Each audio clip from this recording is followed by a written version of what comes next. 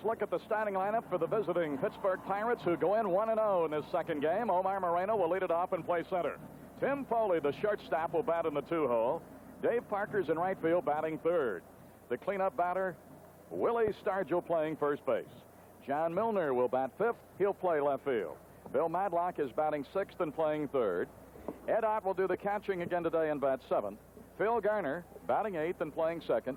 And Big Jim Bibby, 12-4, 1-0 with the Reds this year. That is also his lifetime against them.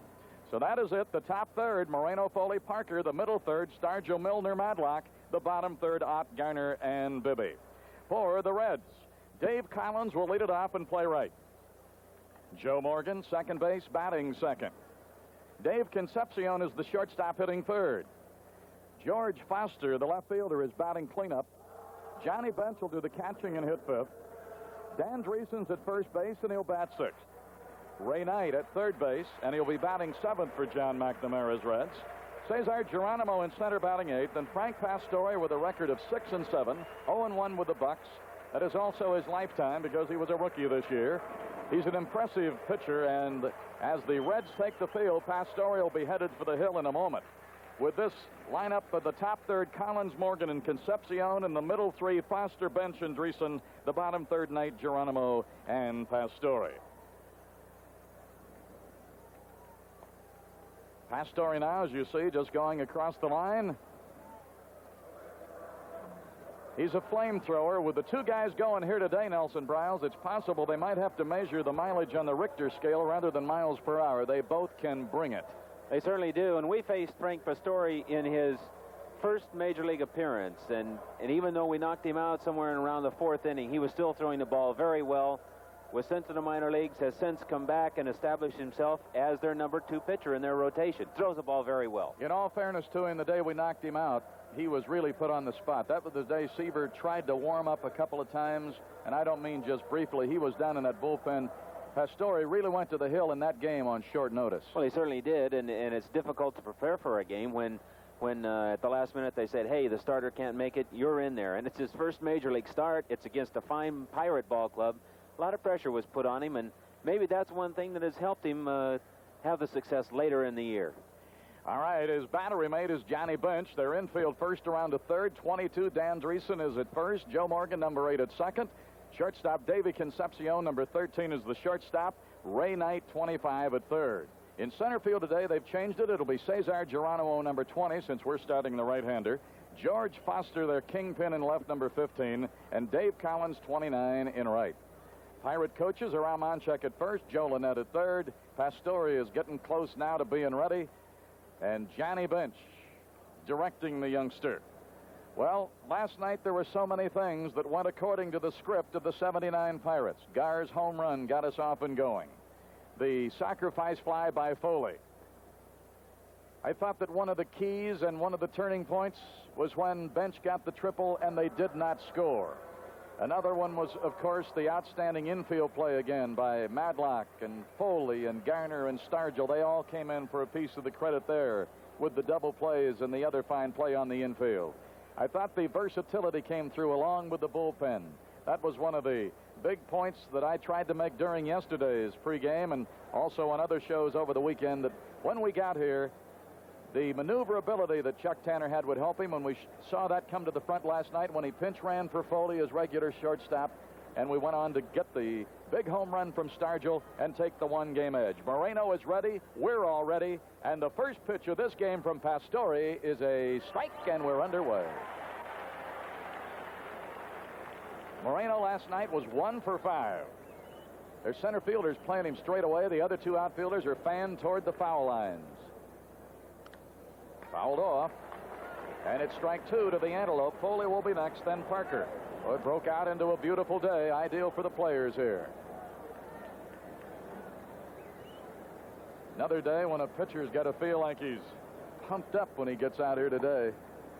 Well, today it's a beautiful day to pitch. Nice, cool breeze blowing. A thing that might come into play later in the game is a sun field and left. Bouncer Morgan made it close. But they got him, and it's one away. Morgan to Dreesen, second to first.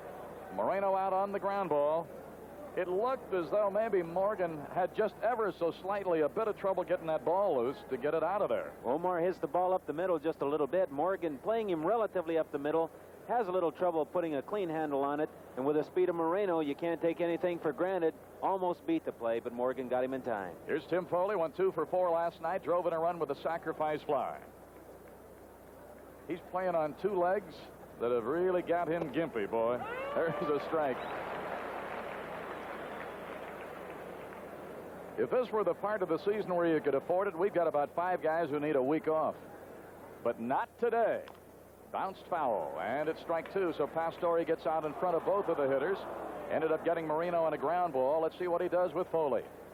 The Reds, who won the West by a game and a half. The Bucs, who won the East by 2.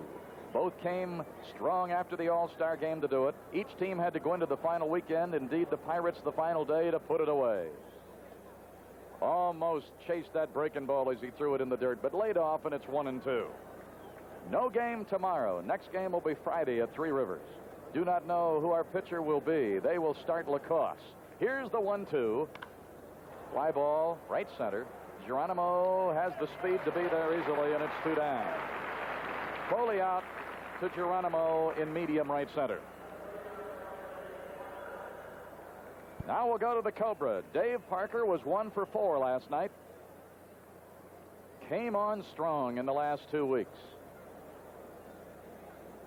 He hung out some blue darters, I'll tell you, especially in that series over the weekend with the Cubs. If he'd have been hitting like that around Labor Day and gone on a tear, Keith Hernandez would have felt some footsteps.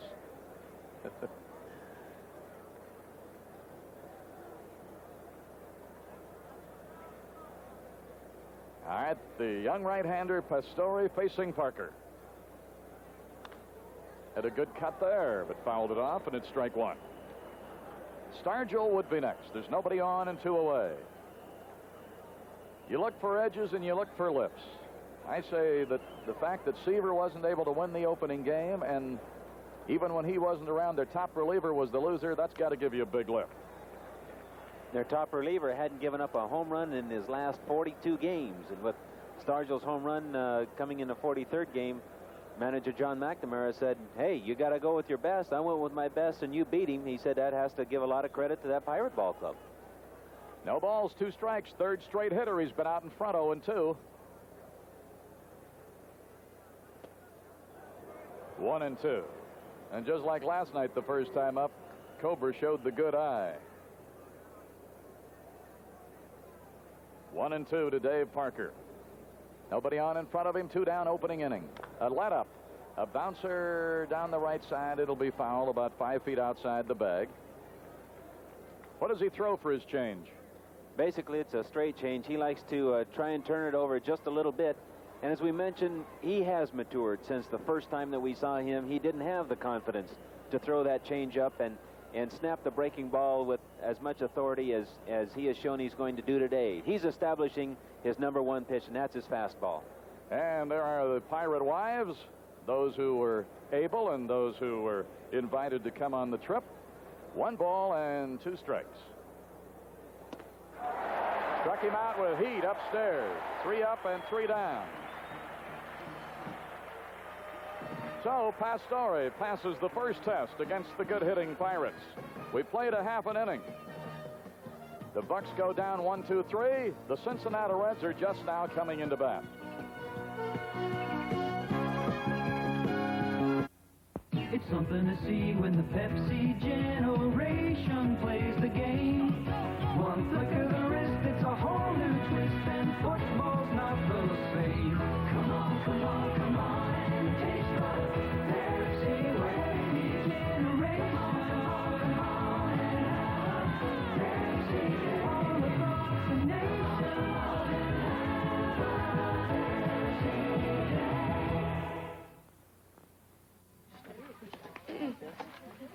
In my neighborhood, I know just where to go to get more for my money.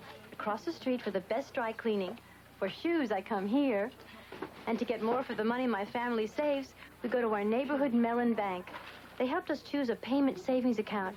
And it feels good to know that our money's earning interest right up until the day we need it. Like today. Hey, Ma, I like These ones. Oh, good. You get a good feeling for saving at your neighborhood Mellon Bank. All right, Jim Bibby getting in the warm-up tosses, 12-4. When he stepped into that rotation as the other starter, well, he really came on and did his thing, and especially the two big games against Chicago, he just pitched marvelous baseball. And as you're looking, you see the defense that will show Ed Ott as battery mates, Stargell and Garner on the right side of the infield. On the left side, Foley and Matlock. The outfield left to right today, Milner, Moreno, and Parker. Jim Bibby beat this club once in relief this year. That is his victory against them for the season and lifetime.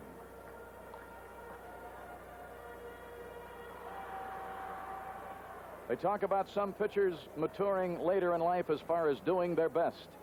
Even though Bibby had some flashes of form at Texas and at Cleveland, I really believe he's pitched his best baseball the last 10 or 12 weeks as far as doing the things with the things that he does best. There's a liner into left center, and Moreno will be right there to take care of Collins.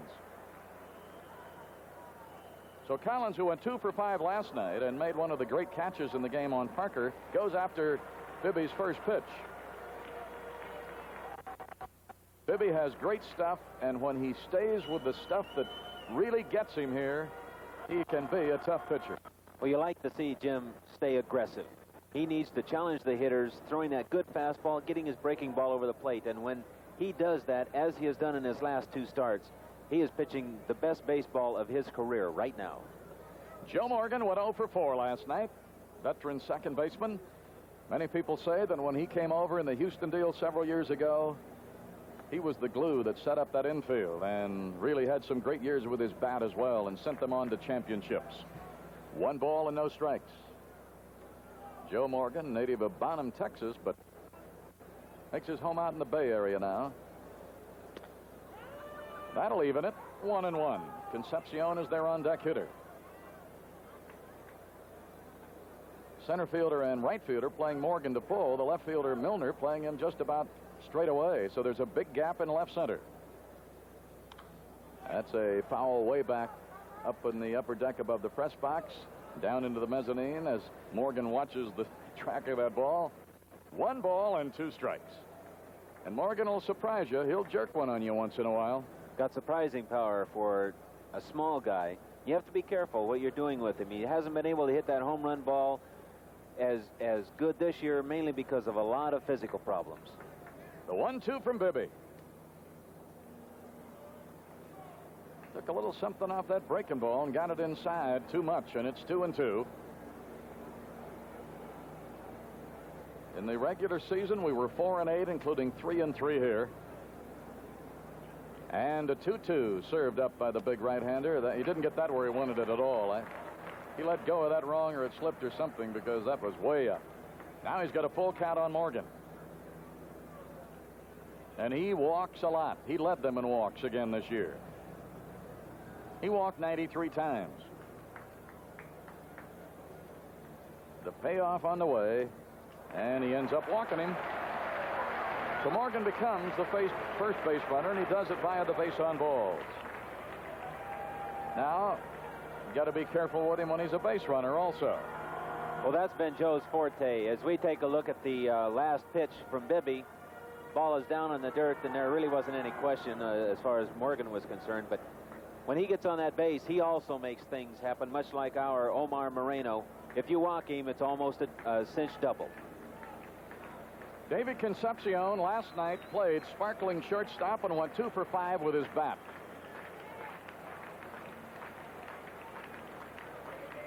Now the Cincinnati crowd coming to life a little bit as Morgan is sent back to the base by Bibby's throw over.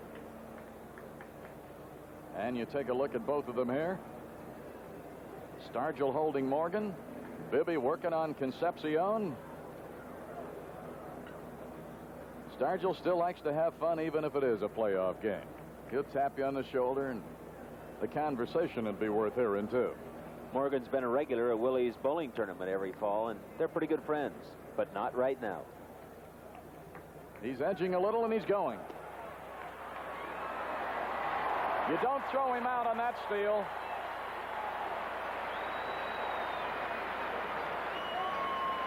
Stole it clearly on Bibby. And we have talked about Bibby during the year. Here it is again. Well, Ed Ott comes out of the chute pretty well, but Morgan got such a good jump, and knowing that Bibby is slow to home plate, figured that just a good jump was all I need, and he was off and running with a play, beats it easily. Bibby with that big, long trunk. Although I would say the second half of the season, he improved a lot on holding the runners. Fly ball, right field. Parker's going to be right there. Morgan will not have any thoughts about moving over to third against that rifle, and it's 2 away. Yeah, Joe just goes halfway, knowing that against that kind of an arm, there's no percentage in trying to go to third base. And especially with Foster coming up. Foster last night 1 for 3, a towering home run to deep left center. He was 1 for 3 with the homer and drove in a couple of runs. He was hurt several of the games that we played them this year, so he didn't have those big figures against the Pirates that he usually does. Batting now as you look in from center, and there are certainly all the principles at this moment. Morgan, potential run scorer right there at second. Bibby's on the mound. Foster is the batter. Ed Ott drops the fingers. And let's see what he opens up on him right here. 1 ball and no strikes.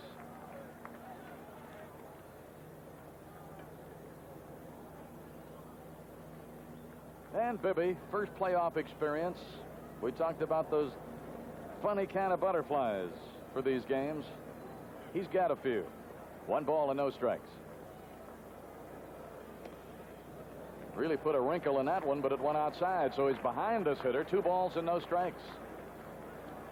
That's a pigeon's eye view of Riverfront.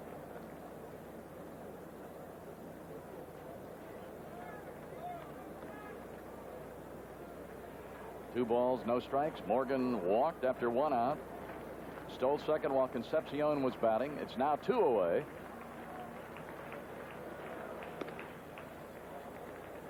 Well, he's worked him 3 different spots and missed all 3.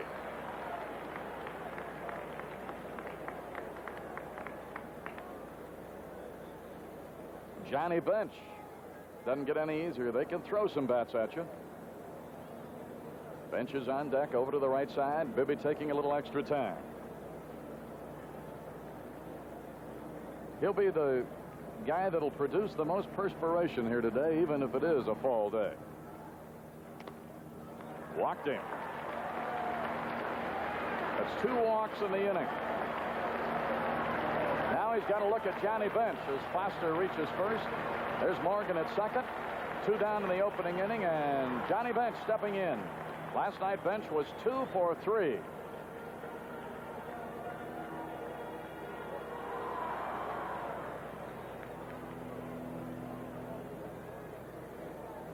So with 2 on and 2 out, Bench, who came on strong, especially with the long ball in the second half. Playoffs, nothing new to this fellow. And it seems like he's one of those playoff and World Series and all-star guys who rises to the occasion when the full spotlight is on.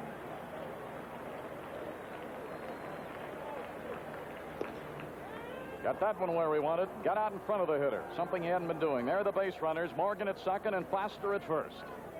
Looking down from up above the first base side. No balls, 1 strike.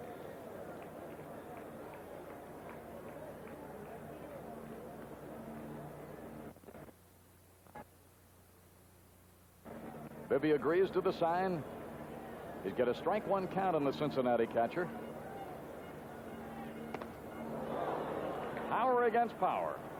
That was probably the best fastball that Jim Bibby has thrown so far this game. Reached back, was challenging Johnny Bench, and I certainly would like Jim to do that a little more, maintaining the idea of don't throw it down the middle, but just try and hit the outer 3 or 4 inches and the inner 3-4 inches of the plate. So he's changed the pattern here. He fell behind 2 or 3 hitters. Walked Morgan and Foster. Now he's in front of Bench. 0-2 pitch. Fly ball right center. That ball's going to be back by the fence, and Parker's going to haul it in. Bench going to the opposite side. Took Parker deep, just this side of the fence in deep right center field. The crowd cheering with their hearts there. The ball really wasn't hit that well. And after it got up, it didn't carry. And Parker stayed right with it, ran right under it. And it's no runs, no hits, no errors, a couple of walks, 2 Reds left. We have played an inning. It's the Pirates nothing and the Reds nothing.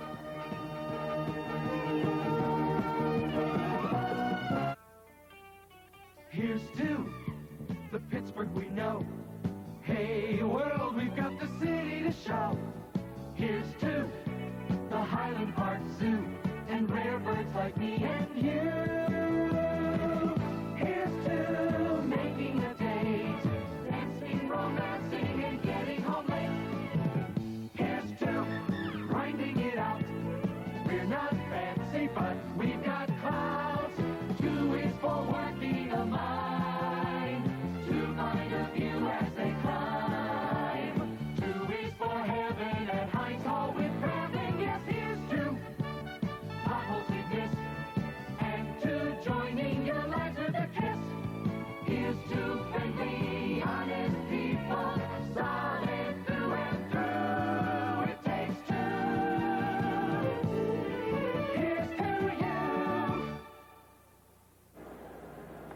We go to the second, and Stargell, Milner, and Matlock are due up. The middle third of the Chuck Tanner card here today, and as Pastore tunes it up for the second, we'll remind you this copyrighted telecast is authorized under television rights granted by the Pirates solely for the entertainment of our audience. And any publication, reproduction, or other use of the pictures, descriptions, or accounts of this game without the express written consent of the Pirates is prohibited. So the best in the East against the best in the West in the western hometown of Cincy, the Bucs and the Reds. They have dominated postseason play since it began in '69. And Willie Stargell, who hit the 3-run homer last night that won it, waiting here for a moment to step in and lead off the second. His 1 hit last night. Wish I could always dictate things were going to happen the way it turned out last night when I said he was hitless and this would be a good start and this is it. And the next thing I knew, it was over the fence for a 3-run homer. Willie said that was a type of pitch last night that even if I'm in a big slump, that's the pitch that I will still hit. Said he tried to work me inside, and then got the ball just down and over the plate a little bit, and he said, I knew it was gone when I hit it. And the ball goes outside to him here for an opener in the second. 1-0 to Captain Willie. Milner's on deck, Matlock down in the hole.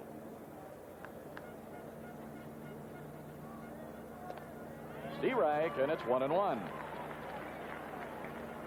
Those of us who have been around long enough to see this guy play all these years and have a title of being the MVP slip away one year, boy, it'd just be poetic justice to see him crown it here at the age of 38 to be the MVP. A lot of us are rooting for that, Milo. You betcha. 2 balls and 1 strike. 2-2. The captain doesn't get cheated. When he swings and misses, everybody oohs and ahs. Pastore working for the Reds. Fouled off. 2-2.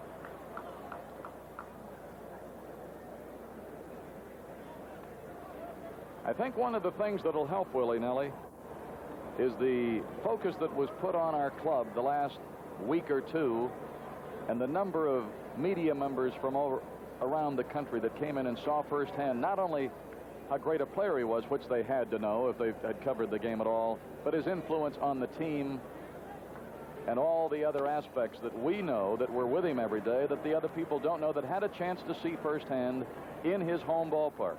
Well, that's certainly true, and to illustrate his leadership, there was one point where everybody was saying, you know, we're tired, we're hurt. Stargell ends up walking to start the second. He's the first Pirate base runner of the day. And as Willie got up on the trunk and he said, hey, we're all tired, we're all hurt, we have to grind this thing out, get it going. And one of the ball players said, yeah, but you aren't playing every day, Willie. You've just been kind of platooned at first base. And he said, is that right? That's the time he went in to manager Chuck Tanner, and he said, I'm in there every game the rest of the year.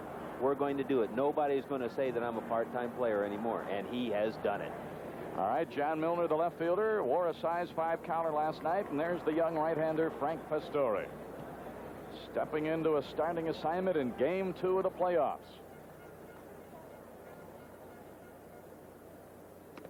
A ball to Milner.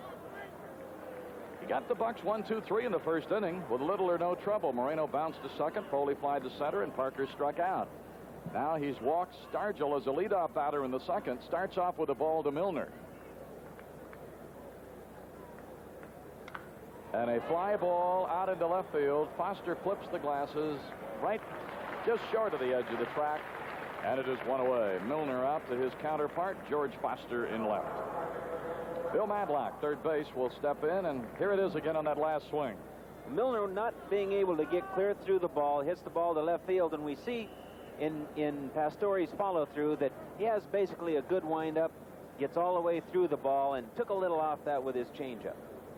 Madlock went 2 for 5 last night. Doggie'd like to include that game in his season average. That might have been enough to make him a 300 hitter.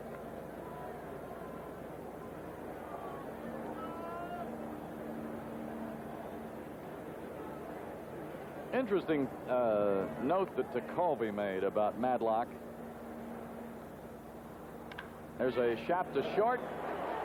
1, 2. Concepcion had to go to the hole a little bit, but fired on to Morgan.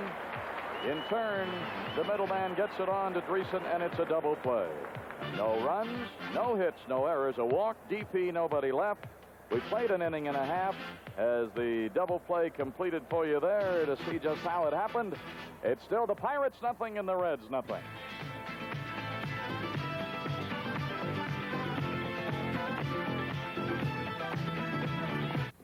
A good quarterback does his homework on and off the field. That's probably why the three of us are all drinking light beer from Miller. See, Light's got a third less calories than the regular beer, and it's less filling. Plus, it tastes great. And you know it's important to have a command of facts like that. It's mental discipline, really. You're darn right. Because if you know every position, every option, every formation, you'll never get your signals crossed. Hey, that's my beer, Terry. No, wait a minute. Well, you big turkey. Light beer from Miller. Everything you always wanted in a beer, and less. My label.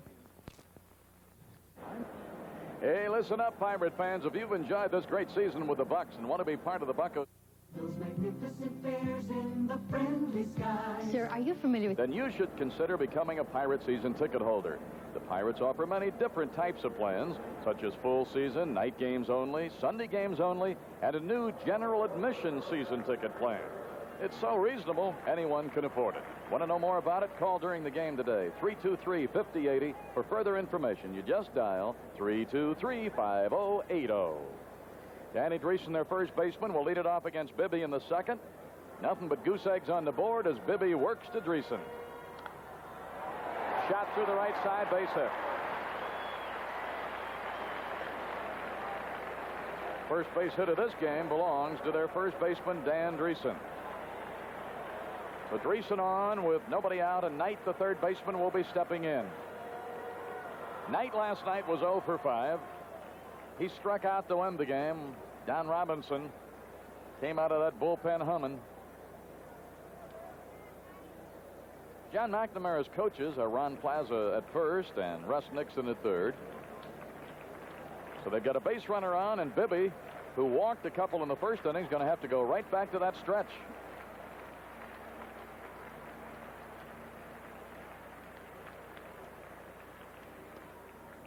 It's the first one in, and it's strike one to the third baseman. Geronimo will be next. Captain Willie Stargell holding against Dreesen. Dreesen sharply hitting that ball, getting it between Stargell and Garner on into right to start the inning.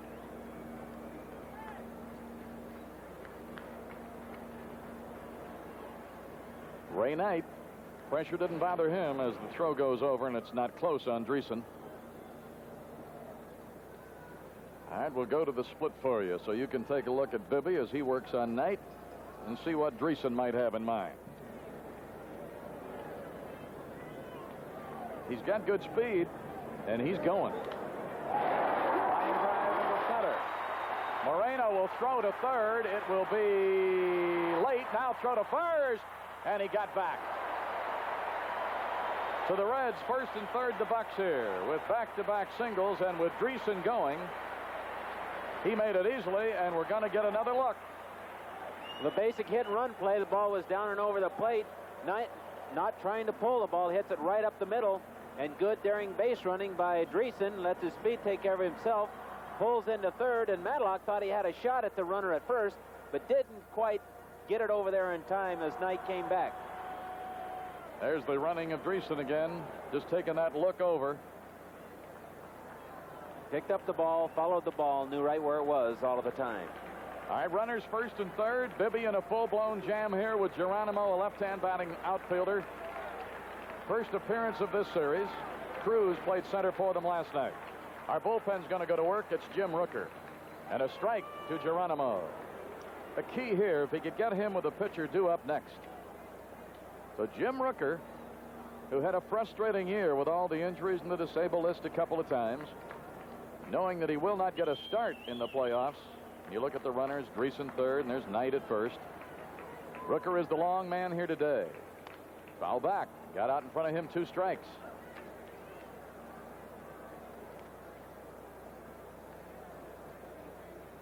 Geronimo staring down at his third base coach, Russ Nixon. No balls, 2 strikes. Dreesen started with a single through the right side, then they put the run and hit on, and there's Jim Rooker working in the Pittsburgh bullpen.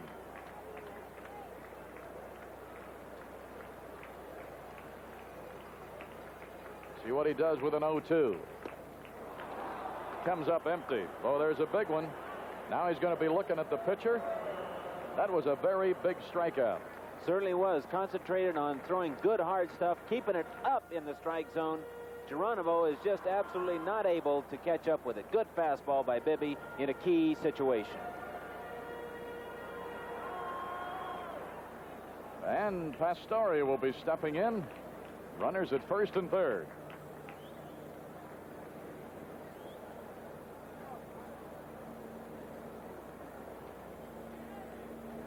Now with Dreesen's speed, and if Pastore has some ability as a bunter, I'd say we got to be awake here. Third base coach alerting the runner, setting up the play to be put on almost any time.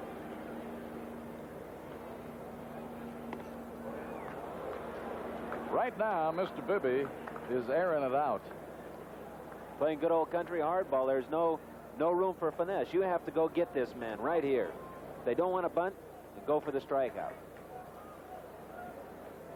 Runners on the corners with 1 down. Second inning, no score. Bibby trying to pitch out of a tough spot here in the second.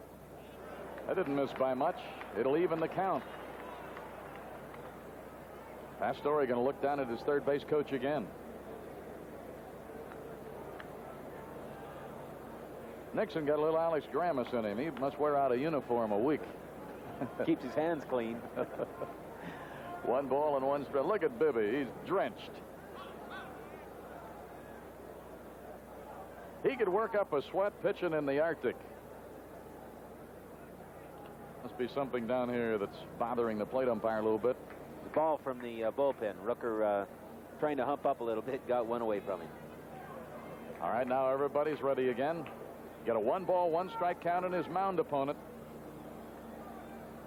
Remember, there's just 1 away. Powder River, and it's 1-2. You know, actually, the Reds, if Pastore is going to make an out, they would prefer almost that he would strike out so that the next hitter, Collins, would have a shot at driving in the runs. They do not want the pitcher to hit into a double play. 1-2 the count as the runners lead at third and first.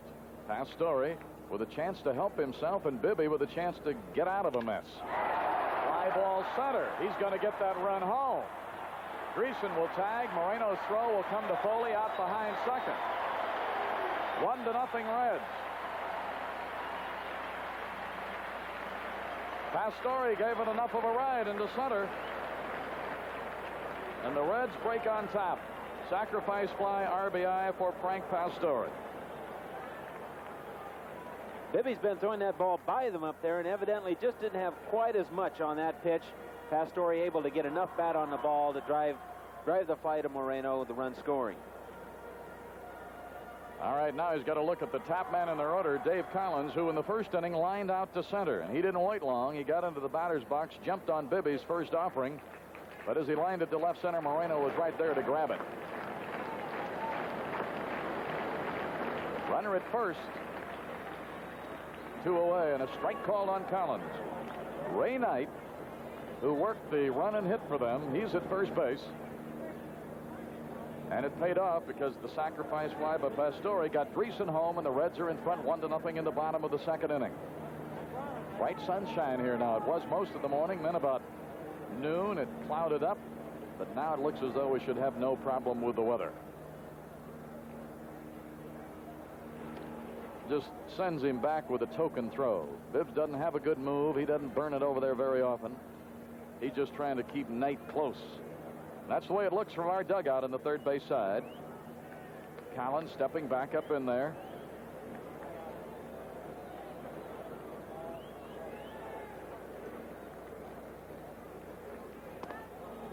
Showed bunt, but took it for a strike, and now he's in a hole 0-2. That's the skipper of the Reds. His first year managing this team. Brought him to the title in the West.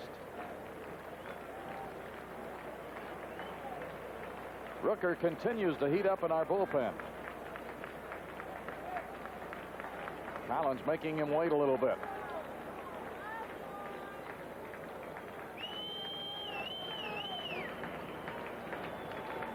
Bibby nodding agreement. Now he's ready. Knight edging but not going. Breaking ball hung it high. 1-2. Joe Morgan is due up next for Cincy. It's number 25, Ray Knight, with a base hit on at first.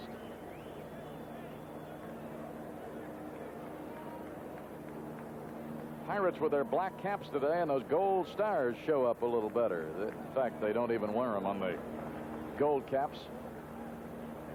The 1-2, Knight is running. Throw down's going to be safe. Stolen base for Knight.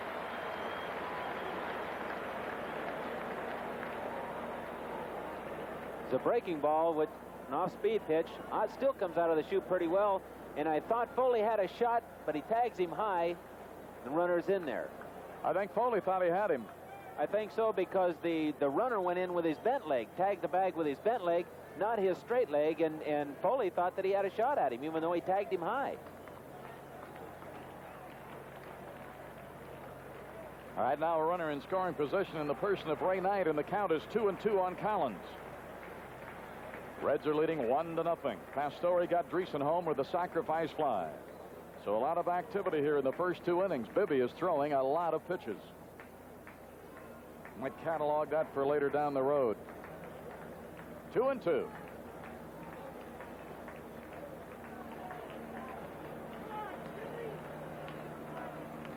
Bibby takes a lot of time. Working quickly is not one of the things that Bibby is known for.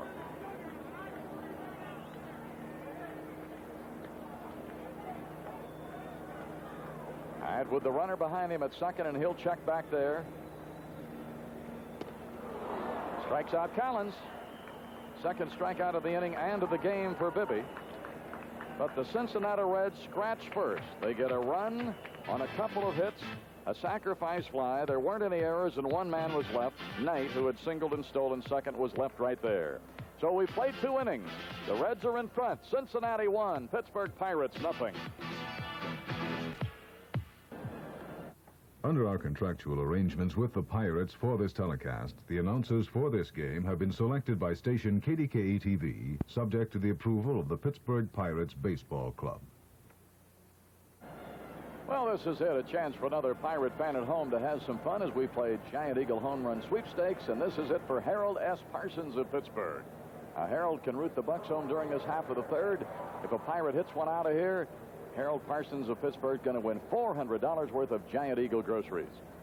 And as we go into the third inning, it will be the bottom third of the order. Ed Ott, Phil Garner, and Jim Bibby, all capable of putting Harold Parsons on easy street with a truckload of groceries from Giant Eagle.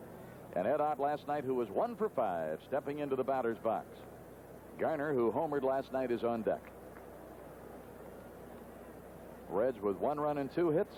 Pirates are scoreless with no hits, but we're early. Just going to the third inning.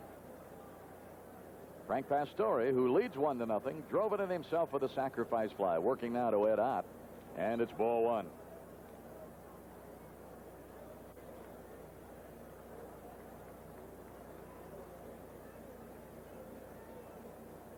play out pretty much straight away in all the outfield spots. There's a bouncer out behind second. Morgan throwing. Just did nip him at the wire. So Morgan's come up with a couple of pretty good plays on Moreno to start the game, and now here on Ed Ott. Well, it was a chopper that was headed up the middle. Thought Ed Ott might have a base hit, but the ball hangs up just a little bit. Morgan going over, cutting the ball off, throws on the run, and just nips Ed Ott at first base. Nice play, Joe Morgan. All right, that'll bring up Garner, the second baseman, and here's another look. The fact that he could get that much on the throw, almost leaning toward the second base bag, that throw had enough on it. If he lollipops that thing over, Ott beats it out. There's a bouncer to Morgan again, comes up on him, but throws on. Garner's out. 2 down in the third. So Joe Morgan getting a workout here. He didn't have to charge that one. That ball was hit sharply. Those are the kind you wear a chest protector on, huh? Even when you're playing on the infield. All right, Jim Bibby will step in. Harold S. Parsons of Pittsburgh is still our Giant Eagle home run contestant. $400 riding here. If Big Bibbs can jack one. He had a couple this year.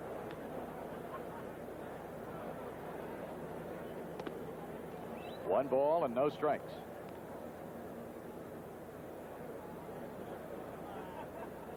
Hit 8 for 45 during the season, 2 home runs and 5 RBIs. 2 balls and no strikes. Bibby the batter. Moreno would be next. Well, Pastore put the run on the board for them. Doesn't seem out of the question that Bibby should be able to counter. 2 balls and no strikes. Inning number 3, game 2, 79 National League Championship Series at Riverfront. Ball 3.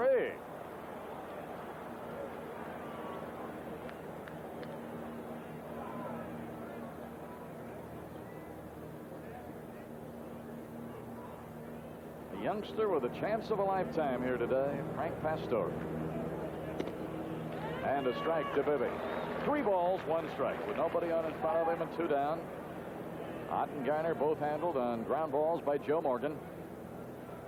Pirates still looking for the first hit. And Bibby ends up walking. That'll be the second pass issued by Pastore to go with 1 strikeout. So Bibby putting on that jacket. Bench and Pastore going to have a little chat as they both head to the hill, but well, that's going on. Bibby is moving down to first base. Omar Moreno will be the batter. Al Monchek checks in with Bibbs. The other walk went to Stargell in the second inning. The oddity of the 2 walks that he's passed out are the 2 guys with the biggest strike zones. Well, I think here with Bibby, he just got a little careless, and then after he fell behind, he was trying so hard to throw a strike, he didn't actually throw the ball. He aimed it, was unable to come back and get Bibby. Harold Parsons of Pittsburgh, still our contestant. There's a fly ball into left center field. Going to be easy for Foster, and the side has been retired. No runs and no hits, no errors. A walk to Bibby, and he was left. No home run was hit during this Giant Eagle sweepstakes inning, but no one ever loses here, and our contestant Harold S. Parsons will receive a certificate for 10 Tasty Cake family packs and a year's supply of daily juice products redeemable at your grocer. Our next Giant Eagle sweepstakes inning today will be worth $500. We played 2.5. Reds 1, Pirates nothing.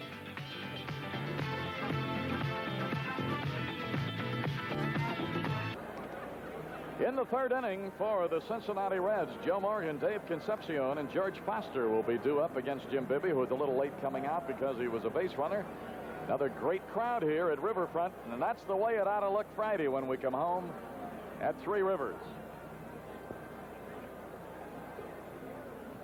Ball club that gave you a lot of thrills all year long. Battled as hard as they could. Got into the playoffs. That'll be a big, big welcome for this ball club because they've got some guys who have given you their all in '79 in the Pittsburgh area. Given you a lot to be proud of. And you ought to show them just how much you think of them by filling Three Rivers for that playoff game on Friday. Certainly true. And here, Jim Bibby has got his work cut out for him this inning. We have 2, 3, and 4 coming up. a big inning for him to try and shut them down, because if they get something going early on in the inning, they've got the thumpers coming up behind Morgan. And Morgan walked in the first inning and stole a base. They've stolen 2 bases, 1 in each of the first 2 innings. This is with a breaking ball to Morgan, leading it off in the Cincinnati third.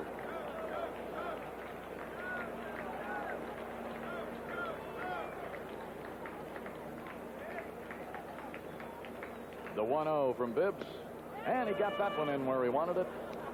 Started off with him outside in the first and missed, came inside with that one and evened it. Ball and a strike.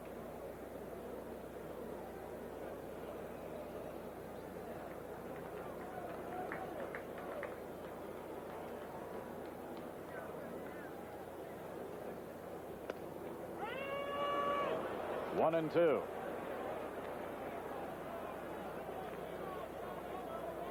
Joe Lynette and Harvey Haddix are usually pretty hard on Bibby each inning when he's in on that bench.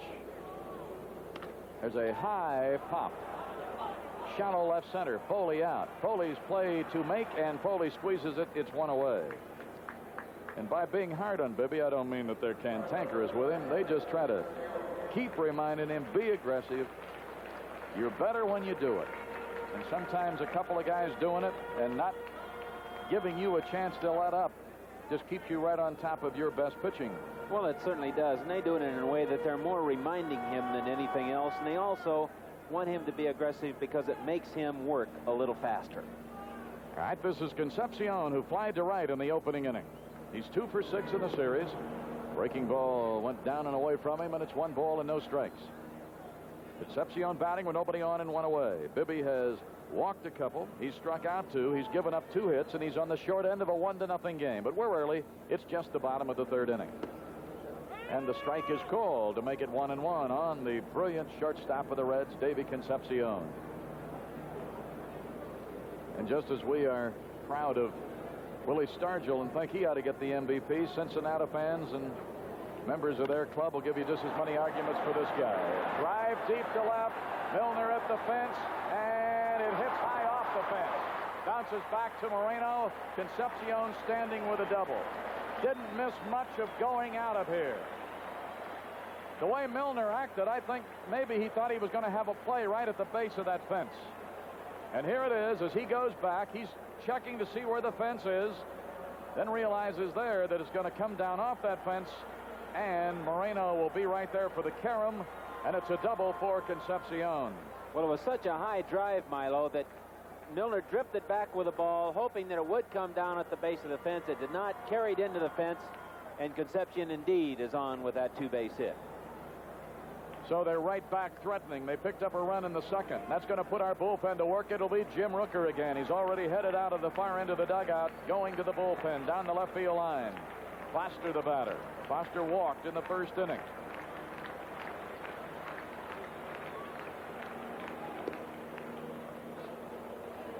One ball, no strikes. Chuck Tanner now. He's going to be watching his big right-hander very carefully.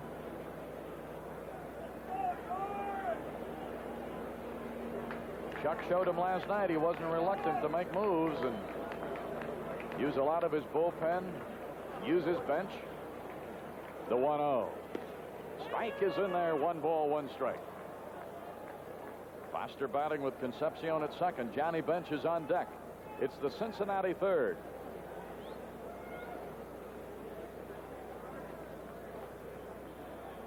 George Foster, the last 5 years, been one of the best run producers in baseball.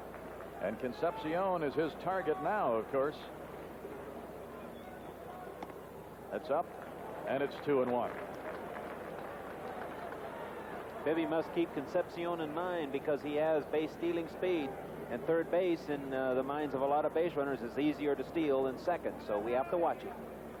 2 balls, 1 strike.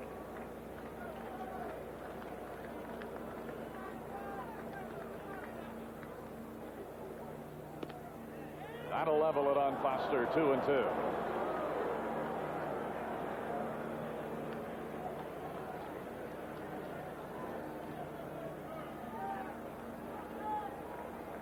front of Bibby's cap tells a tale of the kind of a year he has had, as the Willie Stargell Awards are prominent. Pitched some big ball games for us right after that all-star break, and then coming down the stretch. The 2-2. That'll fill it. So with Concepcion going back to touch second base, he's there with a double and one away. Reds about hit the Pirates 3-0. Lead in the score 1-0.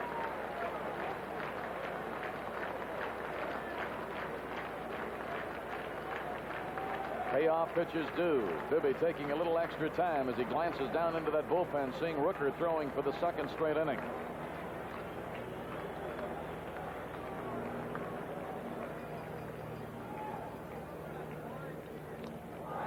Ended up walking. Walking Foster for the second straight time. 3 passes issued by Bibby. Now it'll bring up Johnny Bench. Bench flied to right in the first inning. And here it is again. Show you the location. Threw it in the dirt. Well, again, a situation where they didn't want to give in to that power-hitting George Foster, so elected to throw the breaking ball. If he wants to chase it, okay, but situation they didn't want to give in and almost pitched around him. Harvey Haddock, you saw there, the pitching coach. He and Chuck Tanner getting together, seeing what they think of the work that Bibby's doing here. And Johnny Bench, 0 for 1. 2 for 4 in the series.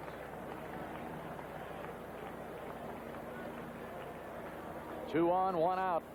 There's Concepcion headed for third. The throw is going to be in time. A beautiful throw by Ott, especially considering that a right-hand batter was right there that he had to throw through. Certainly was, and I thought Concepcion had a pretty good jump. And as we said earlier, you have to watch him. It was a breaking ball down and away. Ott came up and put it right on the money. Probably the only type of throw that could got a sliding Concepcion. He had to be going on his own because George Foster did not go ahead and steal second base. He's still at first. Concepcion knows with that look right there that, hey, I got to go. Just didn't make it. Oh, an excellent throw by Ed Ott. Now it's 2 away, and the pitch to Bench is a strike to even at 1-1. There it is again. And Dog just put that glove down, let him tag himself out as he came into the bag. I certainly did. Put it right there. And you like Madlock because he stays right in there, puts the ball down, lets the runner tag himself out. 1 ball, 1 strike. There's a high pop. Ed Ott and Stargell both moving. Stargell's play to make midway between the line and the mound, and the caught stealing a big play there, and the Bucs get out of it. Bibby was in trouble with a double and a walk, but he gets out of it with nobody scoring. No runs, 1 hit, no errors, a walk, a caught stealing, and 1 left. We have played through 3, another tough, tight one, just like you expected, isn't it? After 3 innings, the Reds won, and the Pirates nothing.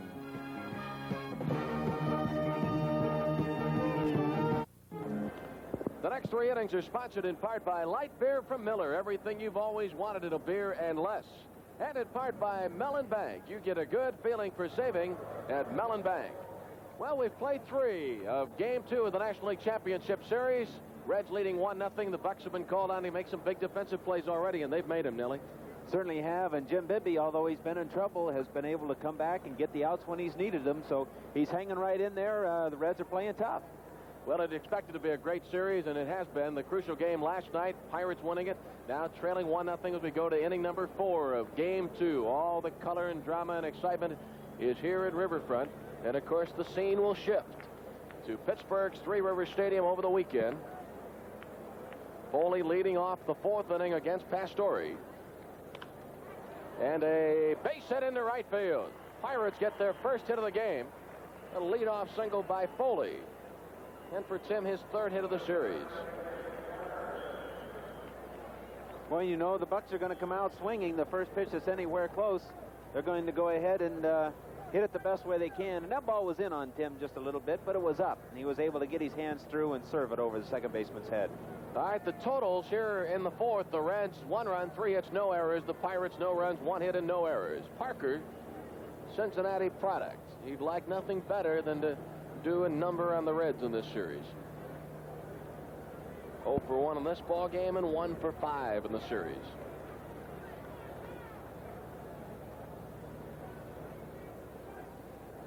Frank Pastore, Red starting pitcher, 1-0 Cincinnati leads. Parker line drive left center field.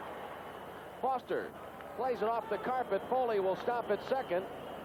Pretty much the same combination we put together in the 11th inning of last night's game. Foley and Parker with back-to-back leadoff singles. So there are the running mates. 2 on, nobody out in the fourth. Pirates in front 1-0. Boy, and Parker really hit that ball. That ball was starched, and I have a feeling if Davy Concepcion would have been able to get up high enough to get that ball, that he would have ended up landing on his back. That ball would have carried him another 10 feet. Here's Willie Stargell. He walked his first time up.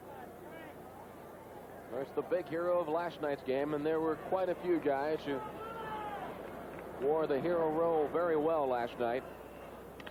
Pitch is swung on and fouled down to the left side, out of play. Strike one.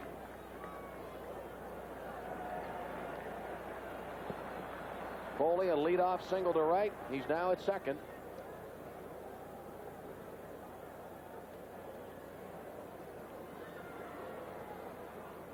Parker, after his line drive single to left, at first. Top of the fourth. Reds leading 1-0, and they got their run on the bottom of the second when Frank Pastore hit a sacrifice fly to center to score Dan Driessen. Well hit.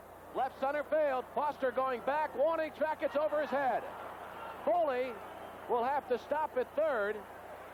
Parker at second. Stargell's at second. They got 2 men. They got Willie hung up. Willie going to hurry back to throw to Driessen. He's out. Well, we had a traffic jam at second base. First it was Parker and Foley that were both standing near the second base bag, and then Foley went to third. Stargell will get credit for a base hit on the warning track in left center field, and then is erased as Foster's throw came back into Concepcion and then on to Driessen. It was a foot race to the bag, and Driessen won it. No, I guess Foley was... Here's the play again. And Driessen got Willie. Definitely. He outran Willie. Willie not being known for his speed. Foley must have thought that Foster had a good shot at catching the ball and was going to tag up at second base. He was not halfway. He was going to tag up. Especially with no one out. He could have been on third base had Foster been able to make that over-the-shoulder catch. He couldn't have thrown anyone out. And Parker feeling exactly the same way. Now the ball drops in. Willie thought, hey, I got a double for sure. Montag just running and screaming, hey, Will, get back over here. Come on, come on. And again, he loses a foot race. Parker watching the play, but we just got jammed up a little bit, and it cost us an out.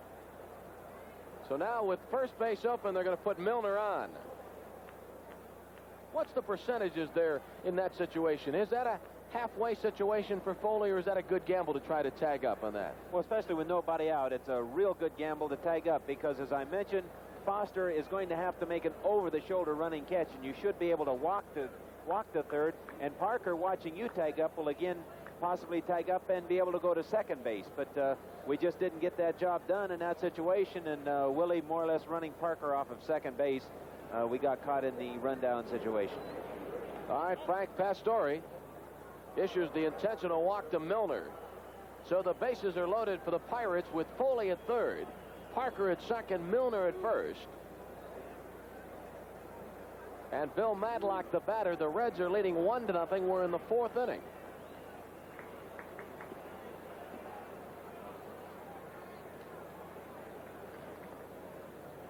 Key to base running. Watch that runner ahead of you. Watch that runner ahead of you. Well, Madlock facing Pastore. The young right-hander really put together an impressive second half for the Reds, and he got the starting assignment in game 2.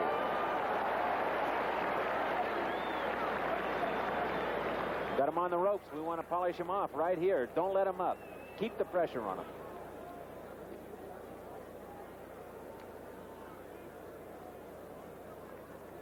Top of the fourth. Apparently something bothering Pastore. He walked down off the mound.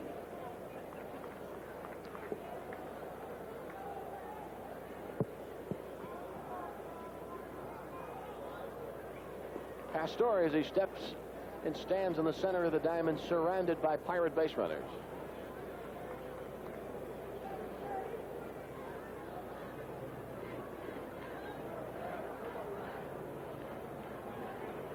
All right, now we're ready. Bench with a sign for Pastore. 1 ball and 1 strike. Foley's at third. He led off the inning with a single to right. Parker, after his line shot single over the glove of Concepcion, he's now at second. Milner received the intentional walk. He's at first. 1 out.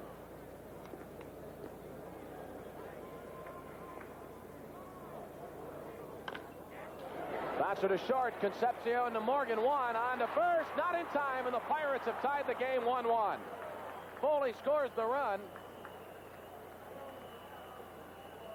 Madlock's ground ball. They tried for the double play, but did not get it.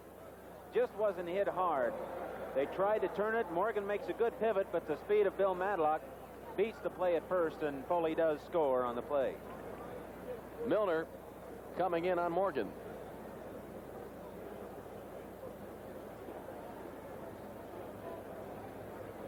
Madlock's at first, Parker at third. 2 away in the inning, and the batter is catcher Ed Ott. Morgan made a fine play to retire Ott in the third. 1-1 ball game, 4th inning, game 2 of the National League Championship Series.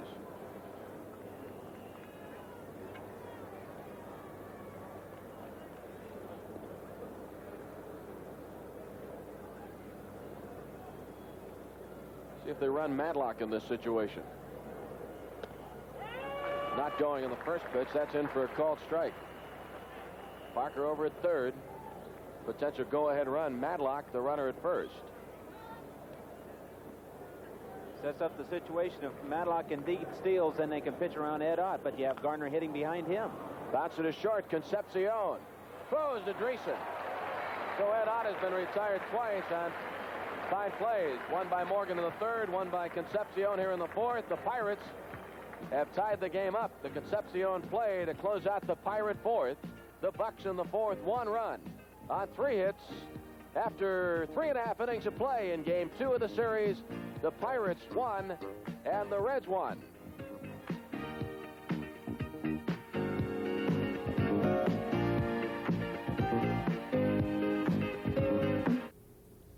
Good afternoon. John Paul II has now arrived in Philadelphia about 1 hour behind schedule, and in just a matter of moments he will celebrate Mass, possibly the largest Mass so far in his 6-city tour.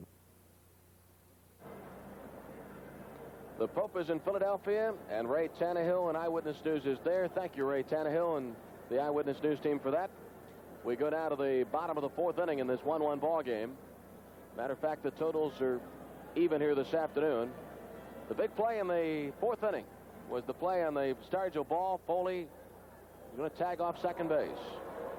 Well, at first he was going to play it halfway, and then he saw that Foster was going to have trouble with it. Goes on and tags up. He's coming back, but then he's reading the play. He's trying to see what's going to happen.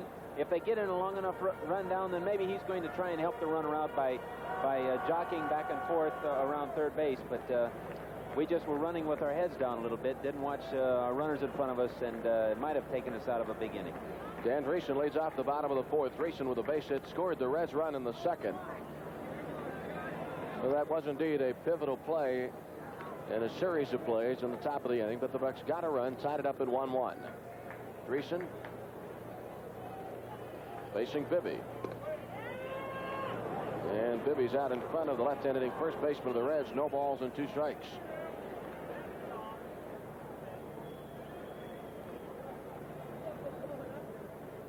Ray Knight to follow, then Cesar Geronimo. Bouncer right side. Garner.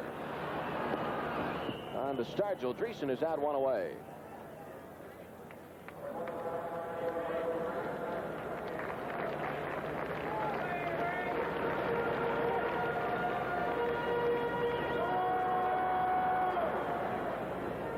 Here's third baseman Ray Knight. Had the base hit to center in the 2nd. Ball game tied at 1-1. We're in the bottom of the 4th inning.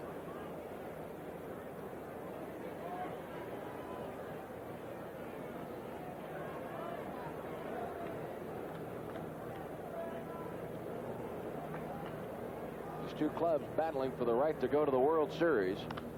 Knight pops it up. Stargell taking charge, and 2 away.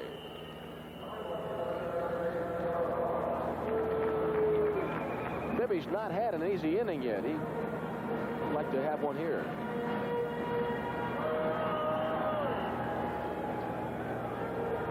His center fielder, Cesar Geronimo, he struck out in the second.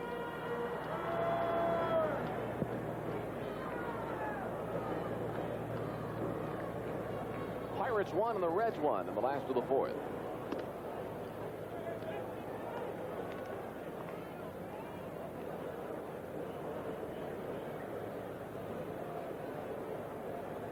Jam-packed Riverfront Stadium for the second game of the series. And Bibby falls behind 2-0.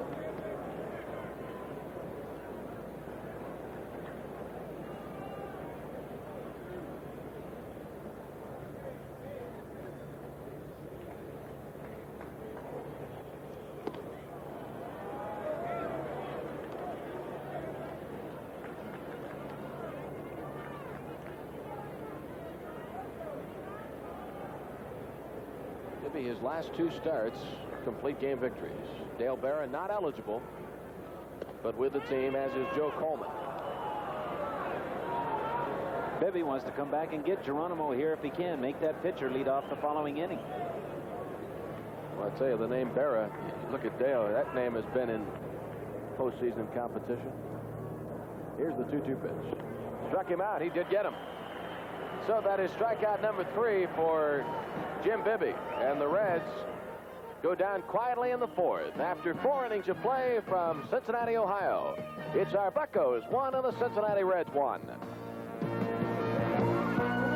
This is it. You can root the Bucs home during this half of the 5th inning. If a home run is hit, our contestant Joanne Ruffing of Pittsburgh will win $500 worth of Giant Eagle groceries in our Championship Series sweepstakes inning. And in the 5th, it'll be Garner, Bibby, and Moreno against Frank Pastore.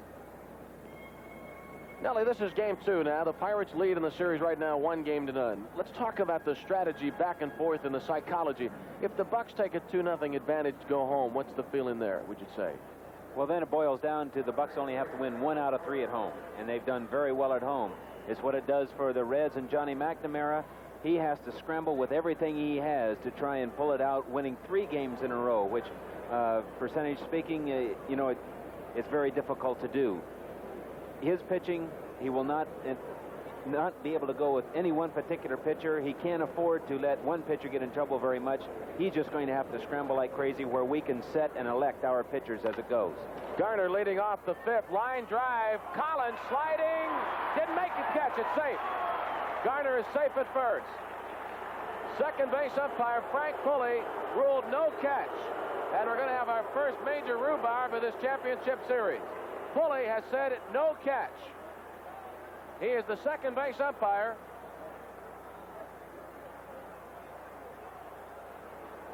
John Kibler is the right field umpire, but I think that Pulley felt he had the best look at it.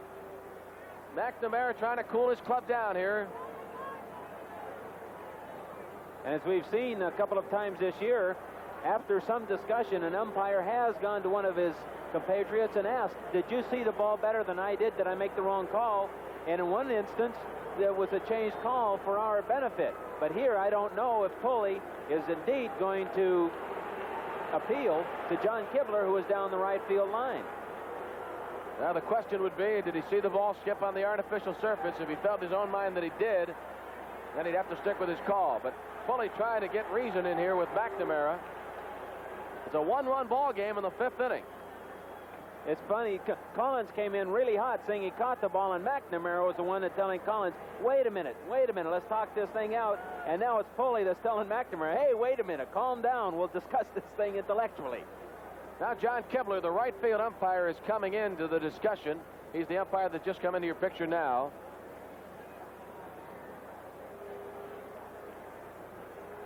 It was Pulley who made the definitive call. He went running out into shallow right center fields, indicating that it was a no catch and that Garner is on the sinking liner. Similar play to the catch that Collins made on Parker in last night's game.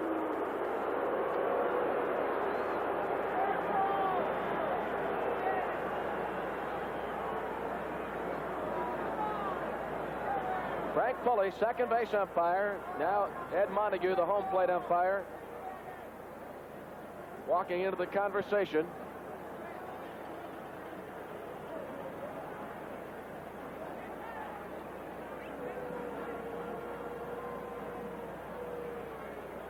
So the argument continues on this line drive off the bat of Garner.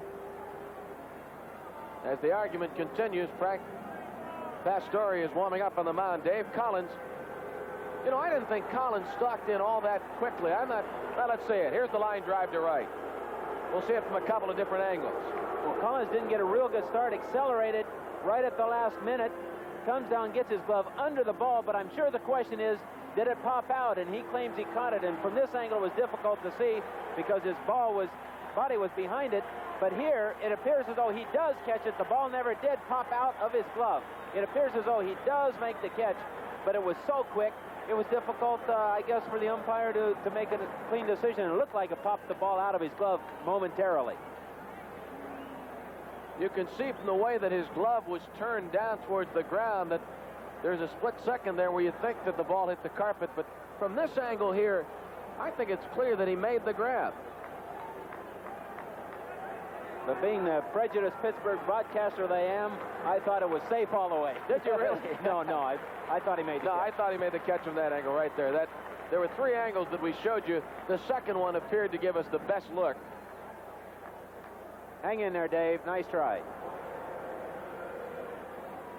But I'll tell you, the way that second replay that we showed you, you can see there, right there, you can see that from Pulley's standpoint, and Pulley's on the other side, really, that he's got to see some baseball there. And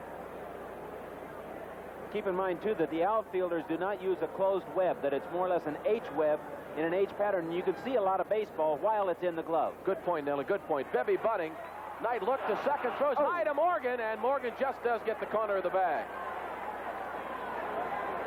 So the sacrifice goes 5-4 as Ray Knight kind of just lollipopped the ball to Morgan. Garner moves down to second base on the sacrifice. Concepcion there asking Garner what he thought of the play. Here's that bunt. Boy, and they're asking Morgan to stretch a little bit higher than his true size. He makes a fine play and has to stab at that bag twice, but the second time he nailed the corner. All right, so it's Garner at second. Here's the bunt again. Good bunt by Bibby. Again, placing it down that third base line, but Knight kind of getting crossed up there a little bit, taking a look at second base and then not picking up the target real well at first base, almost threw the ball away. So Garner is in scoring position with one away.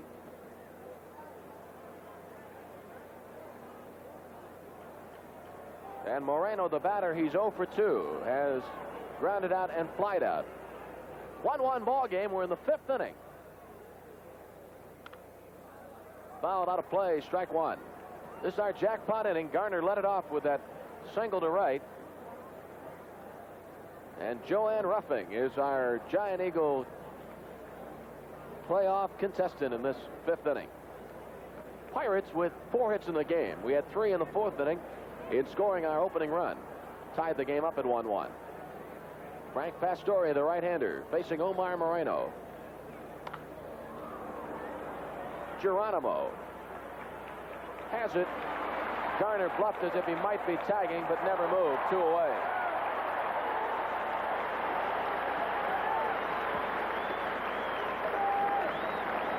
That was just a little reminder on the part of Cesar Geronimo. He's saying, hey, Dave Parker can throw well. Some other people can throw well, but I've still got one of the best arms in Major League Baseball, and I'll just demonstrate that fact right here. Foley steps in. He's 1 for 2. In the fourth inning, single to right and scored. Going to get some action in the Cincinnati bullpen. Of course, now we've got a trio of left-handed batters due up after Foley. It looks like the left-hander Charlie Liebrandt warming up. They placed him on their active list when they disabled Bonham yesterday. 1-1 ball game. Garner at second, 2 outs.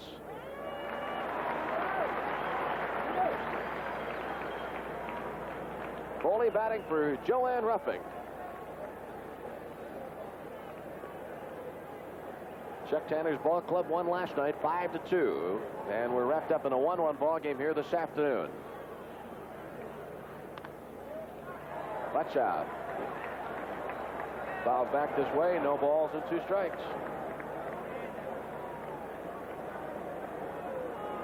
That's who it is. Left-hander Lee Brandt.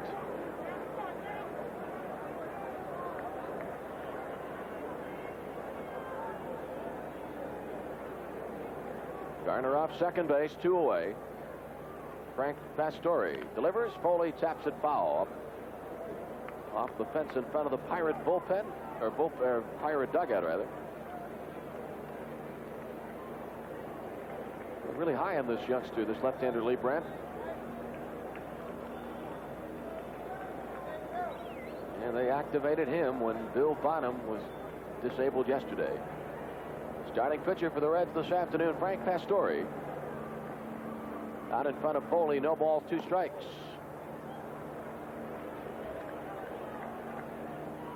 Pastore, as of yet, has not demonstrated the fact that he's able to move the ball with precision. He's relying on just his good stuff and trying to throw good strikes, challenging our hitters more than trying to spot the ball.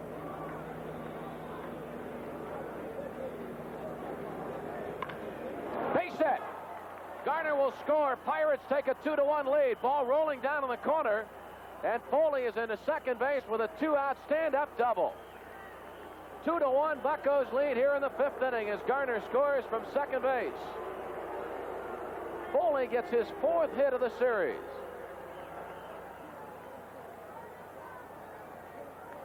Tim Foley. Always been a winner. Feisty shortstop of the Bucs. Trying to come in on Tim, and he gets that short bat right on through, drills it between Ray Knight and the third base bag. It rolls down all the way in the corner. Phil Garner is going to score easily, and Foster just waits for the ball to come out and gets the ball back in. And again, that controversial call in right field helps the Bucs. As Garner reached on that call, went to second on a sacrifice bunt and scored on the Foley double.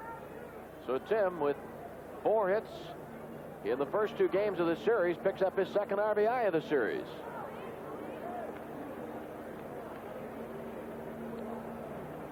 Parker steps in 1 for 2. 2-1. Pirates leading.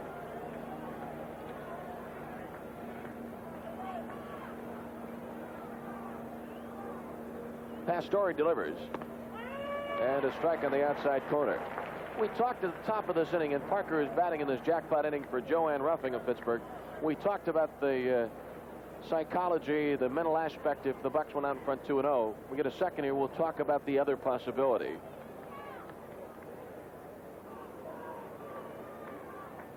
We took the optimistic view the first time. There's a bouncer up the middle. Concepcion on to Dreesen.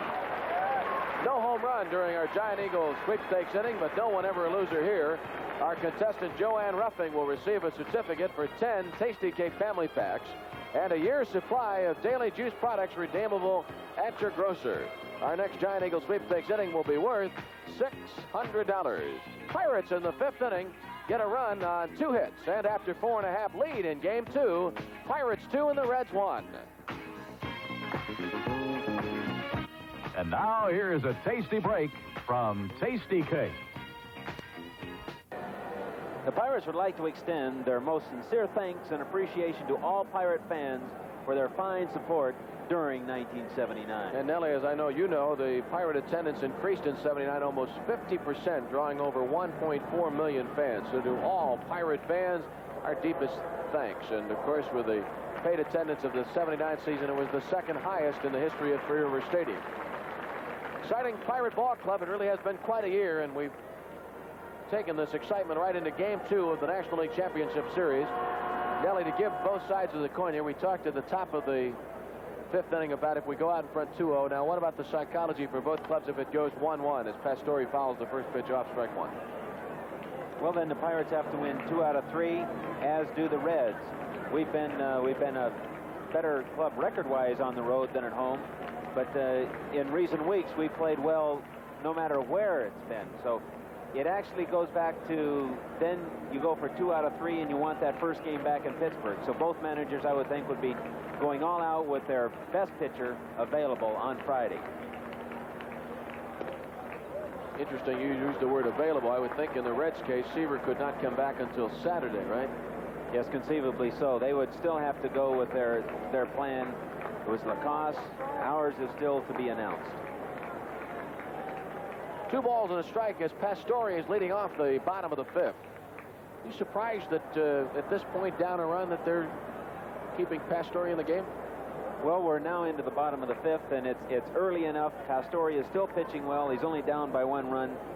If you have confidence that he stays strong and can close the door the rest of the way, you can go with him. They've had to use their bullpen a little bit now. Their number 1 man being used quite a bit last night. So it's not a bad move here to go with Pastore. 3-2. A big crowd again here this afternoon at Riverfront for Game 2 of this National League playoff game. As you look in from our right field camera. Payoff pitch. And he's on via the walk.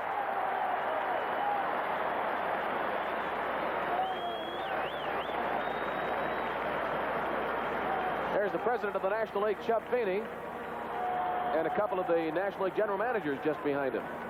That's John Claiborne of the St. Louis Cardinals, just behind the president of the National League. They're situated behind the Reds dugout on the first base side, and pitching coach Harvey Haddock's out. Rooker going to go up to the Pirate bullpen. He'll warm up for the 3rd time, and Enrique Romo is going to join him. Well, that does send a manager and a pitching coach up a wall when you walk the opposing pitcher, especially leading off the inning. It might be a telltale sign, and I know manager Chuck Towner and Harvey watch Bibby very close, because sometimes this season it seems that Jim has been cruising along very well, giving up very few hits, throwing strikes, and then all of a sudden he runs into some control trouble, and the opposing team has a big inning. Chuck doesn't want a big inning to happen, so he's going to stay very close to Jim Bibby at this point. Case in point, the first game of the doubleheader in Philadelphia, back about the middle of the month when Bibby went through the first time through the Philly batting order, 1, 2, 3, 9 up, 9 down, and then ran into trouble in the 4th and 5th innings. Rooker on the left side, or Rooker on the right side, the left-hander. Romo on the left side, the right-hander. We're in the 5th. Pirates leading 2-1. Dave Collins, the batter, he is 0 for 2 in the game, 2 for 7 in the series. Batting from the left side. Madlock creeping in from 3rd. Collins shows bunt, and strike 1.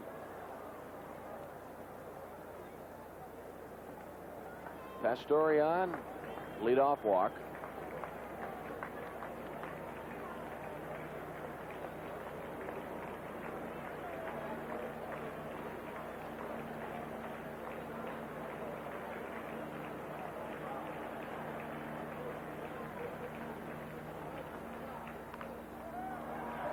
Bibby going to go for the lead man to Foley, and they erase Pastore.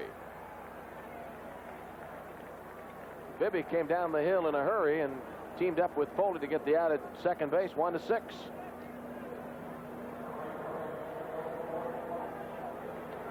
Good play by Jim. Knew immediately the ball came down to him quickly.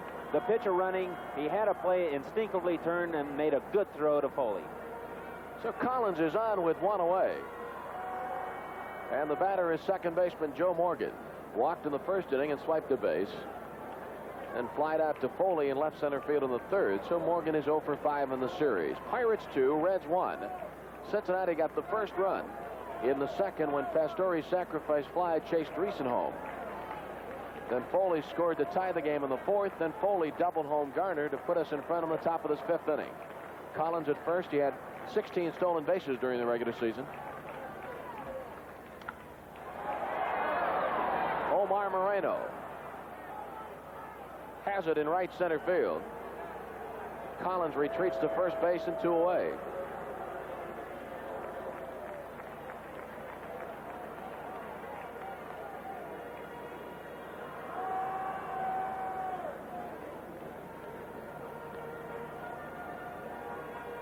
Shortstop Concepcion, 1 for 2. Big play in this ball game was in the 3rd when Concepcion tried to steal 3rd with bench batting, and Ed Ott fired to Madlock and gunned him down.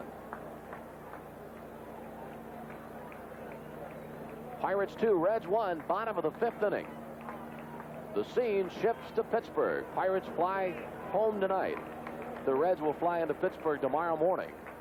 Game 3 of this championship series slated for 3:15 Friday afternoon.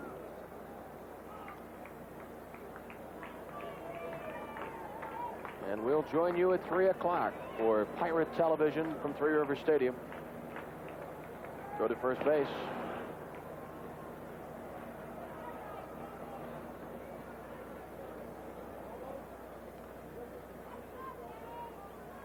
By the way, one of the things that you're hearing frequently here in Cincinnati, there's some talk that they might have to reschedule, or Cincinnati folks think they might have to reschedule a Steeler-Bengal football game that is scheduled for Riverfront Stadium in about 10 days. Cincinnati folks think they're going to have to change it. We, of course, feel that we're going to be in the World Series and they can play the football game right here at Riverfront. We're going to do our best to make that happen. Collins at first and 2 down. He's running. Strike. And the throw not in time. Good play by Garner backing up. Collins gets the stolen base.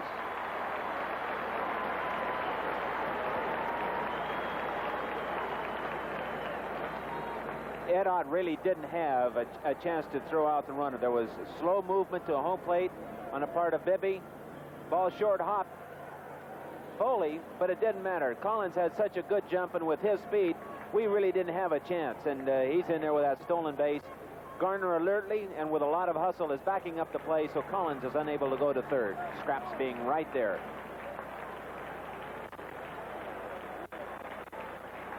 Collins in scoring position with 2 away. Bottom of the 5th inning. Pirates in front 2-1. No balls and a strike on Concepcion. Fly ball to right. Parker will take charge. And the Reds are gone in the 5th inning. Cincinnati, no runs, no hits, a walk, a stolen base in the inning. And after 5 innings of play from Riverfront Stadium in Cincinnati, it's our Buccos 2 and the Reds 1.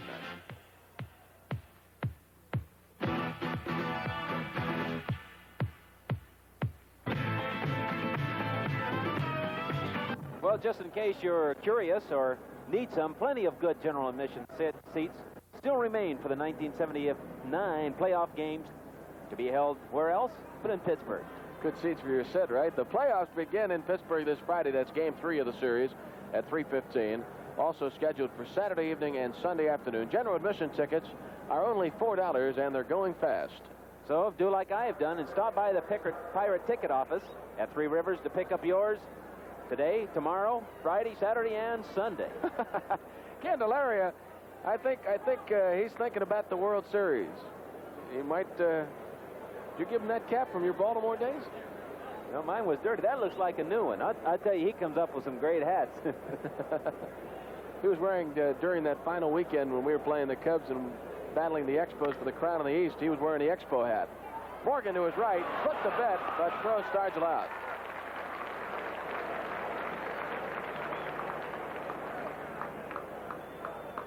He's hopeful that that's his next start. His next start will be against Baltimore. That's what he's hoping for. So maybe he's thinking about it right now. Put that hat on and burn a mental impression in that mind. Chuck Tanner, by the way, did indicate that Candy would be a candidate for Game 5 of this series if there is a Game 5. Look at Joe Morgan. Handled a play on the Stargell ground ball here in the 6th inning. 2-1, Pirates lead. Milner 0 for 1.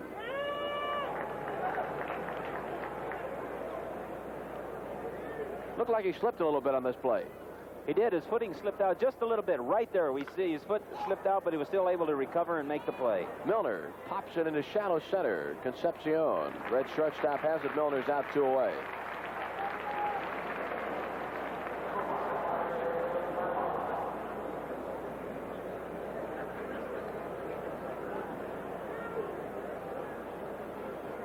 Chuck Tanner commenting before the game about the show that Concepcion put on last night.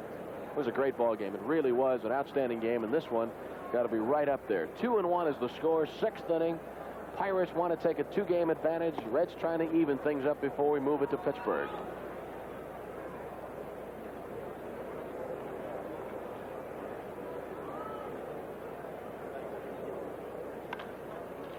Fly ball into center. Geronimo. has it. Pirates are retired 1-2-3 in the 6th inning. So after 5.5 innings of play in Game 2 of the National League Championship Series, it's our Buccos leading the Reds 2-1. We'll be right back. Pirate friends, if you've enjoyed this great season of Pirate baseball and want to be a part of the Buccos in 1980, guarantee yourself seats for the 1980 World Series and playoffs, then you should consider becoming a Pirate season ticket holder. You know, because the Pirates have been very versatile. They offer many different types of plans, such as a full season night games only, Sunday games only, and a new general admission season ticket that's so reasonable, affordable, anyone can afford it, even me. So call 323-5080 for further information. That's right. They come at you a couple different ways. You know, hard stuff in, breaky stuff away, full season plans, Sundays only. Got a new left fielder for the Bucs. We go to the bottom of the 6th. It's Bill Robinson. Takes John Milner's spot defensively, and he'll take John's number 5 spot of the batting order. Jim Bibby has gone all the way for the Bucs. Frank Pastore all the way for the Reds, and now it'll be Bibby against Foster. Bottom of the 6th. Pirates leading 2-1.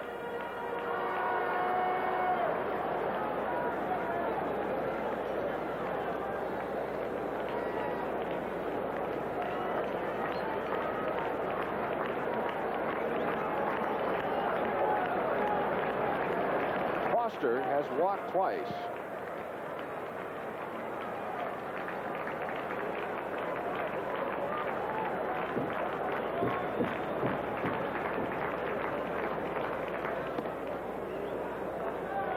Kelly, what's the book on George Foster? George is, of course, one of the strongest hitters in the major leagues. He likes the ball down and over the plate. But a big thing that has helped him, as has Willie Stargell, is he has learned to hit the ball out anywhere in the ballpark. He doesn't try to pull the ball, and thus he's strong everywhere in the park. All he wants to do is make good, solid, hard contact. Johnny McNamara in his first year as manager of the Reds. And he's gotten the Reds into the National League playoffs despite not having Foster for 40 games, losing Griffey for the latter stages of '79. Concepcion missed a bit. In pitching to Foster, the way that you try and get him out is you try and mix your pitches well and move the ball around. Don't pitch him any one way at bat. Foul back, 1 ball, 2 strikes. Basically, he'll hit all the pitches, so you can't show it to him too much any one time. Has the ability to adjust. And he does very quickly. He pays attention. All your good hitters pay attention to how the pitcher is pitching that particular day, and I notice he has noticed today that he's walked 2 times, so he's a little more aggressive this time at bat. 2-2. Foster will be followed by Bench and then Dreesen.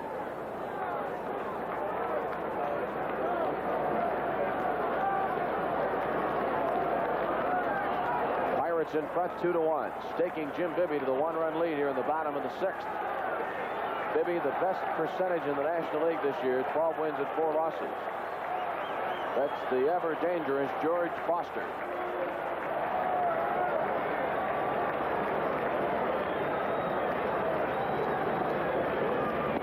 Struck him out. 4th strikeout for Bibby. Foster goes down swinging. 1 away. Boy, what a good pitch it was. We haven't been there too many times with that good slider. And as we see, it didn't break away as much as it did, almost straight down. Foster swinging right over the top of it. Good pitch by Jim Bibby. So now Bibby to face Bench. Parker made an outstanding running catch on the warning track in right center in the 1st inning. And then Bench fouled out to Stargell in the 3rd.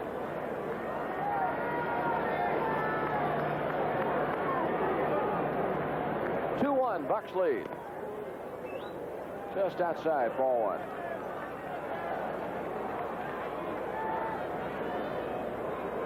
1. See how Bibby works to Bench. Your first pitch away. Bench still a good fastball hitter. Likes the ball from the middle of the plate inside. He likes to pull the ball when he gets a chance. 1-1. Jim getting that breaking ball over when he's been behind, and if he does that, he should be very, very effective the rest of the way.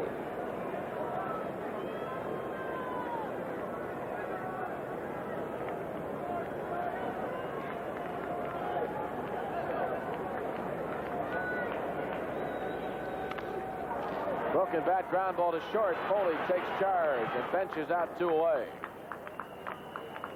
Pirates 2 runs on 5 hits. Reds 1 run on 3 hits. Foley's out of hand in both of our runs. He scored our first run of the 4th and doubled home Garner for our second run of the 5th.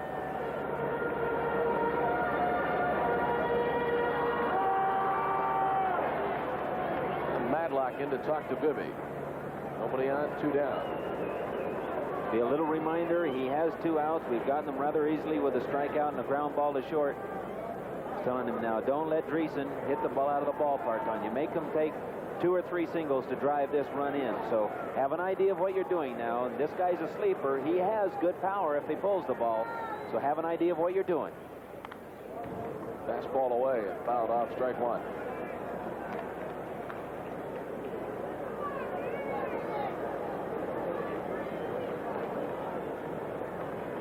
Pirates in front 2-1 in game 2. Bucs won the first game in 11 innings last night, 5-2 on the start to 11th inning homer.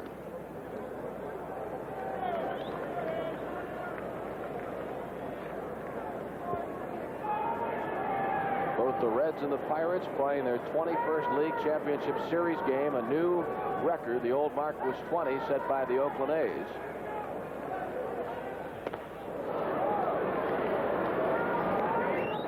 Fastball, blew it right by him.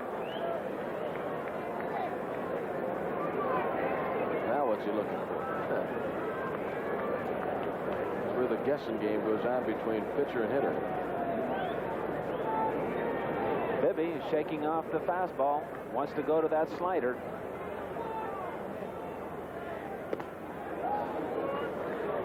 Good pitch, just breaking off the inside part of the plate. Got the impression from Ed Ott's reaction he wasn't really excited about going to that pitch in that situation. Well, Ott knows that more hanging breaking balls are hit for home runs than that good fastball, and he wants to stay away with that hard stuff. There it is. That's a full count.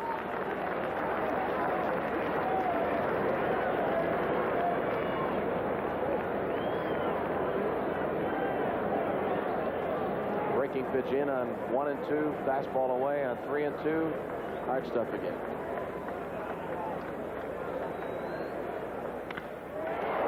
Left center. Robinson makes the grab. Dreesen is out. The Reds are gone in the 6th inning. Cincinnati goes down in order. And after 6 innings of play from Riverfront Stadium in Game 2 of the playoffs, it's our Buccos 2 and the Reds 1, and Milo will be coming back to join you in the 7th inning.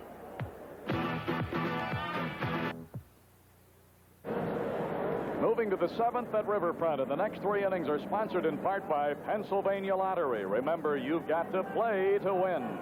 And in part by your 12 neighborhood AMCO transmission centers, who can put you and your car back together again.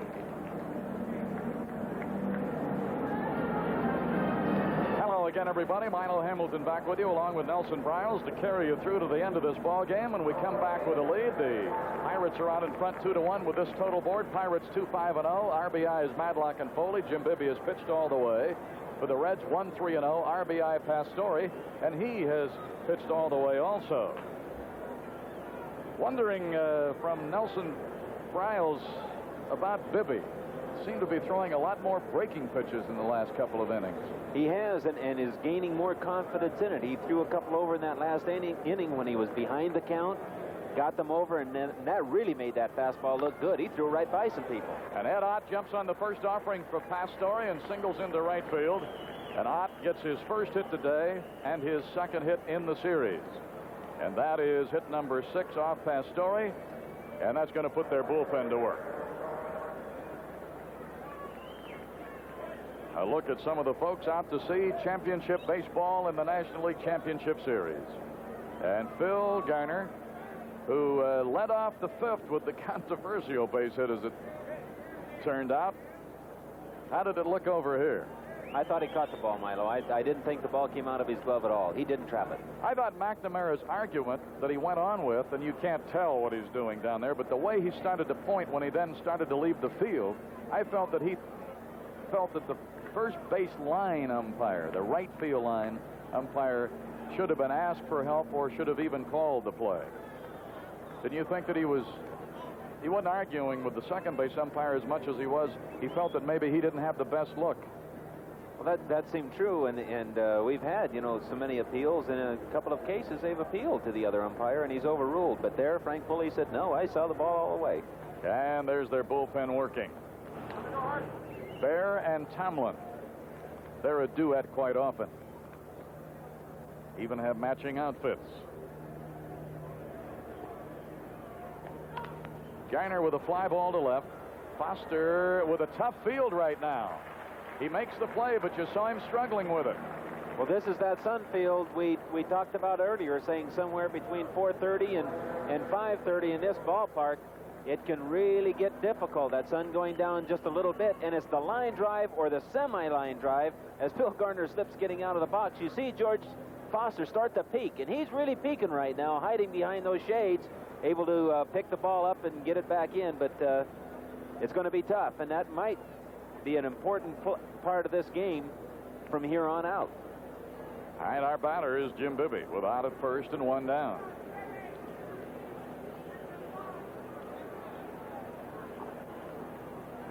Spread away to bunt. Bunts it. Going to make Bench come out of there to get it. Throws down to Morgan covering. Sacrifice accomplished. Second straight time that he's done it. Gets Ott into scoring position. And there's the outer. 2 away now, and it'll be up to Omar Moreno to do some good. That last play went 2-4. And here it is again. He makes a good bunt right here. The execution of fundamentals, especially when you're a pitcher. This is the way you help yourself with the bat. Get that runner to second base and give the rest of your lineup a chance to drive the runs in. Drops it out, deadens the ball somewhat, makes Bench field the ball. He knows that there's only one play, and that's at first base. McNamara is out talking to Bench and Pastore. You know, when Bibby sacrificed in the fifth inning after Garner had gotten on the ball that they ruled that was trapped, I thought that Knight, when he came in on Bibby's bunt that time, thought he had a play at second base, and Concepcion was nowhere in the neighborhood. And boy, did you notice the glare that went on between Knight and Concepcion, saying, hey, where in the heck are you? It's just a good thing Knight didn't come up throwing to a base, because the ball would have sailed into center. Knight just checked it out and saw that no one was there and went ahead and fired to first, but I think that took a little concentration off of his throw, because he almost threw the ball away. Almost threw a rainbow job. All right, he stayed with the youngster. And now Omar Moreno 0 for 3 today and 1 for 8 in the series. We'll be looking at Frank Pastore. Omar has bounced to second, flied to left, and flied to center. Ott's at second base with 2 away. We're in the 7th inning, leading by a run. Fouled off, and it's strike 1. Well, this is a spot where you'd like to get that big hit out of the Antelope. Get out home, give Bibby some breathing room. Bibby, who struggled early, has settled down now in the last 3 innings. And although he's not challenging as many people as he did in the late part of the season, he's still getting that ball where he wants it. And there's a foul back to the left side, and you heard Nellie talk about it a couple of moments ago. If he's got the confidence in the breaking ball, then go ahead and use it. Then maybe he'll get that fastball back in another inning or so. Then he's just got something else to go with. And all the weapons you can get when you go to this war, you'll take advantage of, huh? Boy, you certainly do. And right here, John McNamara wants Pastore to get out of this inning if he possibly can. They'll pinch hit for him in the bottom of the inning. He wouldn't have to use an extra pitcher. Because he's due up third in the bottom of the 7th. No balls, 2 strikes. 1 and 2. Muscled up on his heater, and it sailed that time. Oh, Ed Ott at second base. He led off with a single. Got to second on the Bibby sack. And you can see Otto is looking around there to see if that shortstop or that second baseman are going to be playing games with him.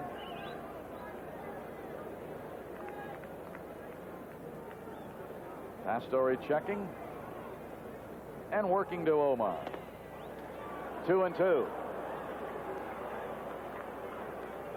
Tim Foley, who's had a couple of hits again today and driven in a run, would be next.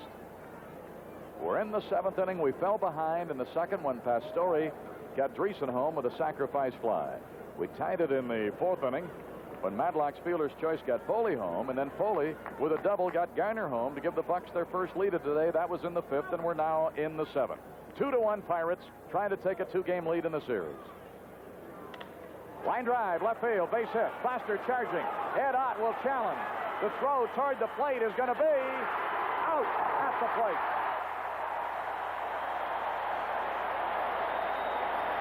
Foster charges the sharply hit line drive to left.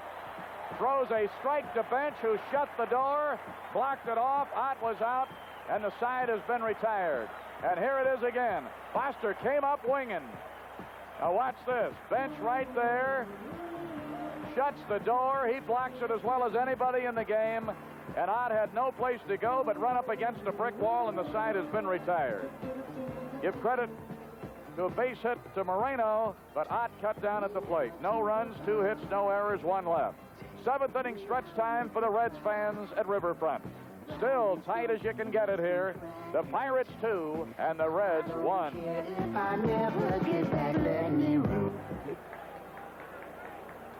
There are plenty of good general admission seats remaining for the 79 playoffs games to be held in Pittsburgh, and the first game will be Friday afternoon. The playoffs begin at that Friday date at 3:15 and are also scheduled for Saturday evening and Sunday afternoon. General admission tickets are only $4, and they're going fast again today, so you stop by the Pirate ticket office at Three Rivers and pick up yours and be out there to welcome these Buccos home.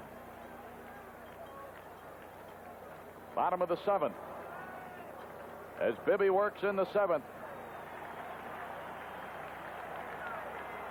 A little of the atmosphere here in the Queen City.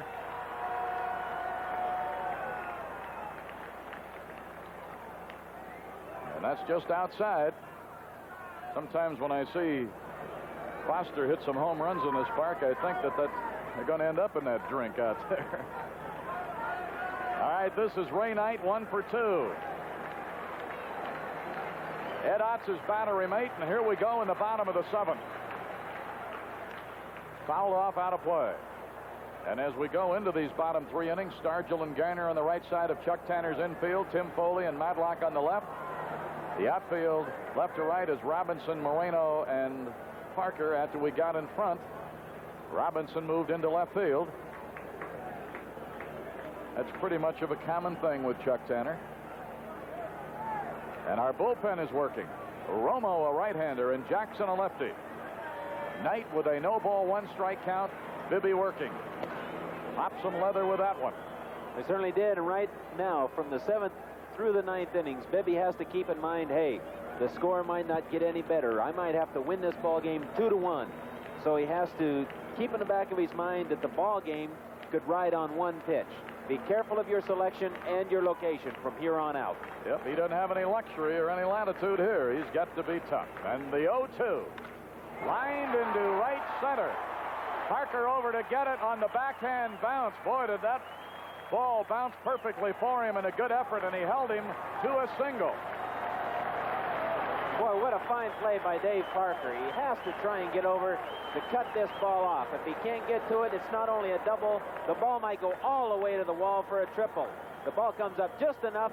Davey scoops it up, plants himself very quickly, and then dares Ray Knight to go on into second base with his fine arm. Look at that fine backhanded pickup. Nice going, Dave Parker. All right, it's a leadoff single by Knight, his 2nd hit of the game.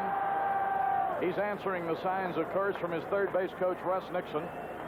And Geronimo, who is 0 for 2, striking out each of his first 2 trips, is up here now. So they have put the potential tying run on as they lead off the 7th with Knight.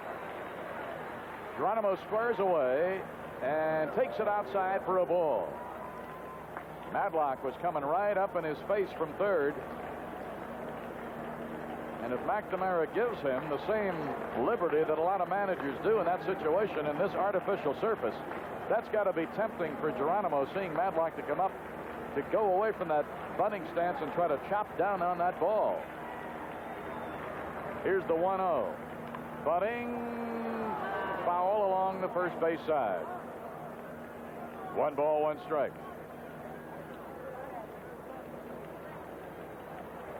Left-hander is Grant Jackson, 23. Right-hander Enrique Romo, 15.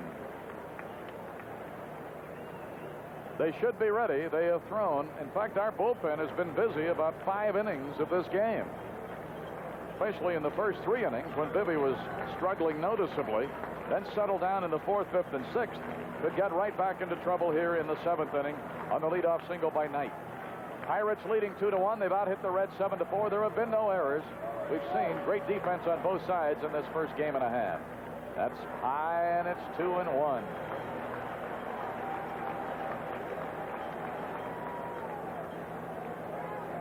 Now the pitcher Pastore is due, and he is on deck.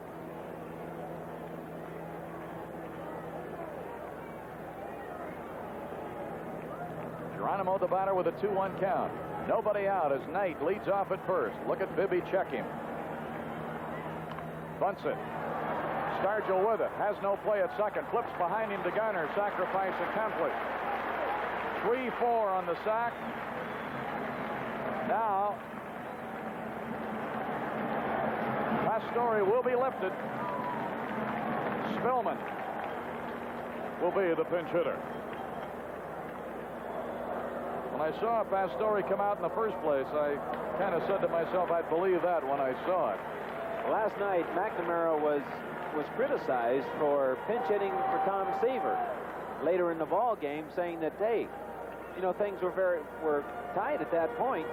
Why would you take your best pitcher out of the ball game? And he said, hey, I want to use that home field advantage as much as I can. It's the 8th inning. If I can score, then I only need 3 outs to win the ball game. And he said, that's why I made the move.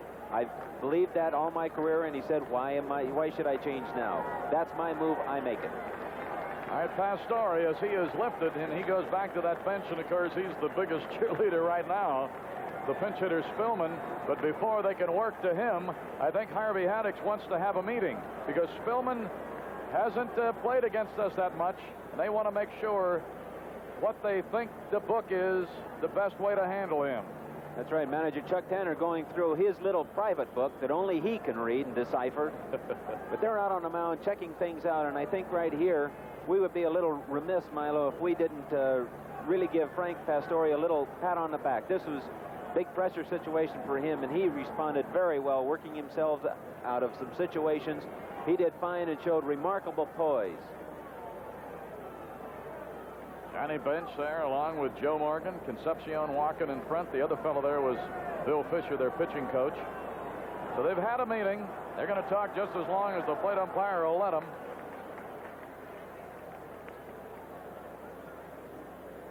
All right, Knight is at second, representing a potential tying run. The left-hand pinch hitter Spillman is coming toward home plate.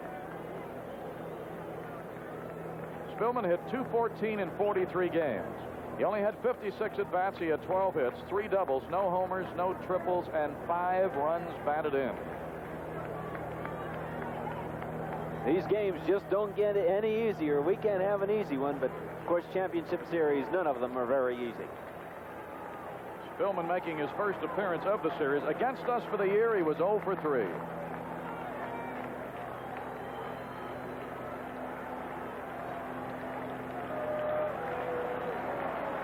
And Bibby probably realizes that with the top of the order coming and the next 2 batters left-handed, he's looking at the guy he's got to get. Fouled it off. Certainly does. This is the key. He's got to try and get this man right here. Get him out. Then you've got some flexibility. But if he is able to get on, then they set up an inning. Another jam-packed riverfront to back their Reds. And when they pan those cameras around at Three Rivers on Friday afternoon, that's the way it ought to be to welcome these Buccos home. Every seat filled with a Pirate fan. All right, as Bibby stretches, Knight's at second. The 0-1. And it's in there. Got him in a hole 0-2.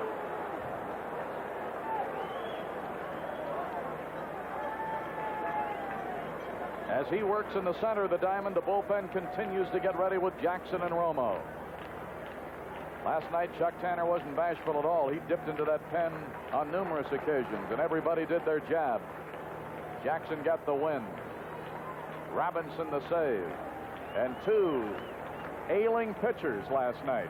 Candelaria started, gave us 7 great innings, and Robinson earned the save. Left center, Robinson has it. And Knight, who had wandered a pretty good distance off second, has to hurry back. That makes it 2 away. So Spillman took Bibby to the opposite side. Robinson at that particular time. Now you notice he didn't have the trouble that Foster did earlier in the inning because the ball was up enough. He had a good look at it. Ball got up above the sun and then came down through it. It's that line drive and that semi-liner that stay right in the path of the sun and is very difficult to pick up. You just try and stay with the ball long enough and hopes it comes out at the last minute where you can see it. All right, here is Dave Collins. He lined to center in the first, struck out swinging in the second, reached on a fielder's choice in the fifth, and stole a base. They have stolen 3 bases today. Along with Collins, Knight has 1, and so does Morgan. So the Reds putting on the pressure here in the 7th inning. Knight's at second base with 2 away. And the switch hitter Collins facing Bibby. Bibby trying to hold on for dear life to a 2-1 lead. He's come back with a heater, hasn't he, this inning? Certainly has. Still has the pop on that fastball. Collins, left-handed, being a good low ball fastball hitter, you'd have to try and keep that fastball above the waist. No balls, 1 strike. Knight started the inning with a base hit. Geronimo got him to second with a sack. Pinch hitter Spillman flied to left center to Bill Robinson. Now Bibby's working on Collins. He's 0 for 3 today. He's 2 for 8 in the series. Had a great second half after Griffey was injured. Now he's in front of him, 2 strikes.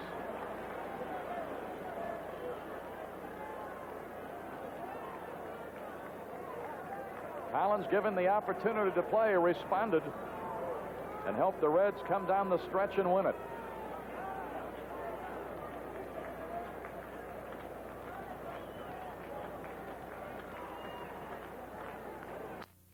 He gets in a jam, he's gone to that high hardwood. I think he just goes to throwing, which is what a pitcher should do.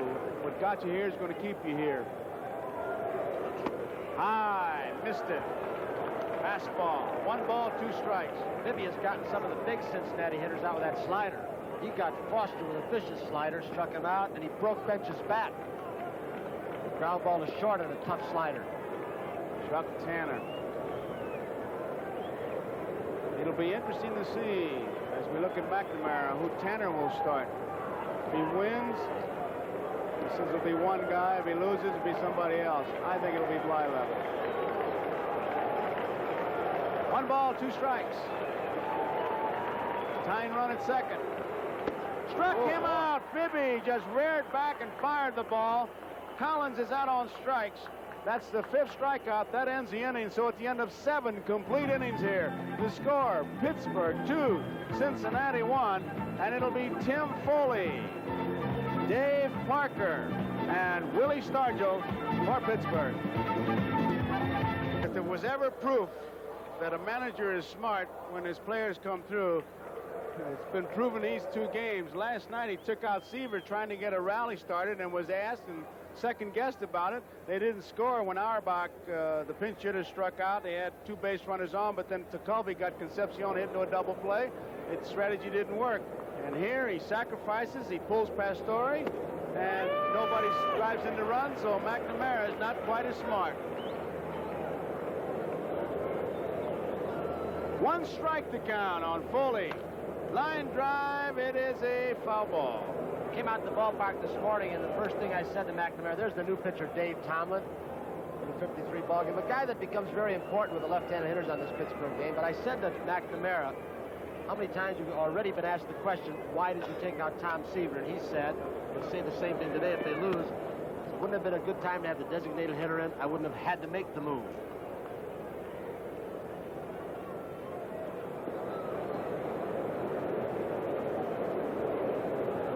1-2 pitch.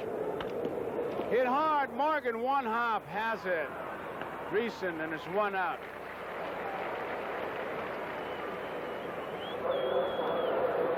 The controversial play was on a ball hit by Garner as Parker comes up. That was in the 5th inning. Here it is. Did he catch it or not? Collins says, yes, I did. And McNamara was really upset. Frank Pulley, the second base umpire, called it. I think the three of us in the booth agreed that he caught it. Where Pulley may have lost the ball, when he catches it right there, watch, Collins will roll over, and the ball is now out of the view. Right there from Pulley, and Pulley may have felt that he pinned the ball against the artificial surface. That's the time when you might say, hey, maybe he needed the help from the right field foul line umpire, but he refused to take it. He called it on his own and stuck with it. There's a strike, and they've got a right field umpire, John Kibler, and they got a left field umpire. They got so many umpires. I wonder what umpires like Jocko Conlon and Beans Reardon and those guys are saying. They got too many of them out there. All right, go back to the old days. I don't think Jocko Conlon and the others had replays from 4 different angles, as Kenny Foucher, director, and our producer, what's his name, had? Oh, yeah, I remember. George Finkel. Oh, keep it up, Tony. But they've got 4 umpires, and then the 2 foul line umpires. Parker! Beautiful pitch by Tomlin. Parker didn't get it, out on strikes. 2 outs. Here's the guy, Dave Tomlin, that we said could be very important before this series is over. Making some outstanding pitches to Dave Parker. Breaking ball down and away, struck him out. If Cincinnati's going to stay in it, they're going to have somebody get those left-handed hitters out, and it has to be Tomlin. We look ahead to the bottom of the 8th. It'll be Morgan, Concepcion, and Foster. Morgan's the man Tony picks to make it go for him, and of course the middle of the lineup, Stargell takes a pitch outside for ball 1.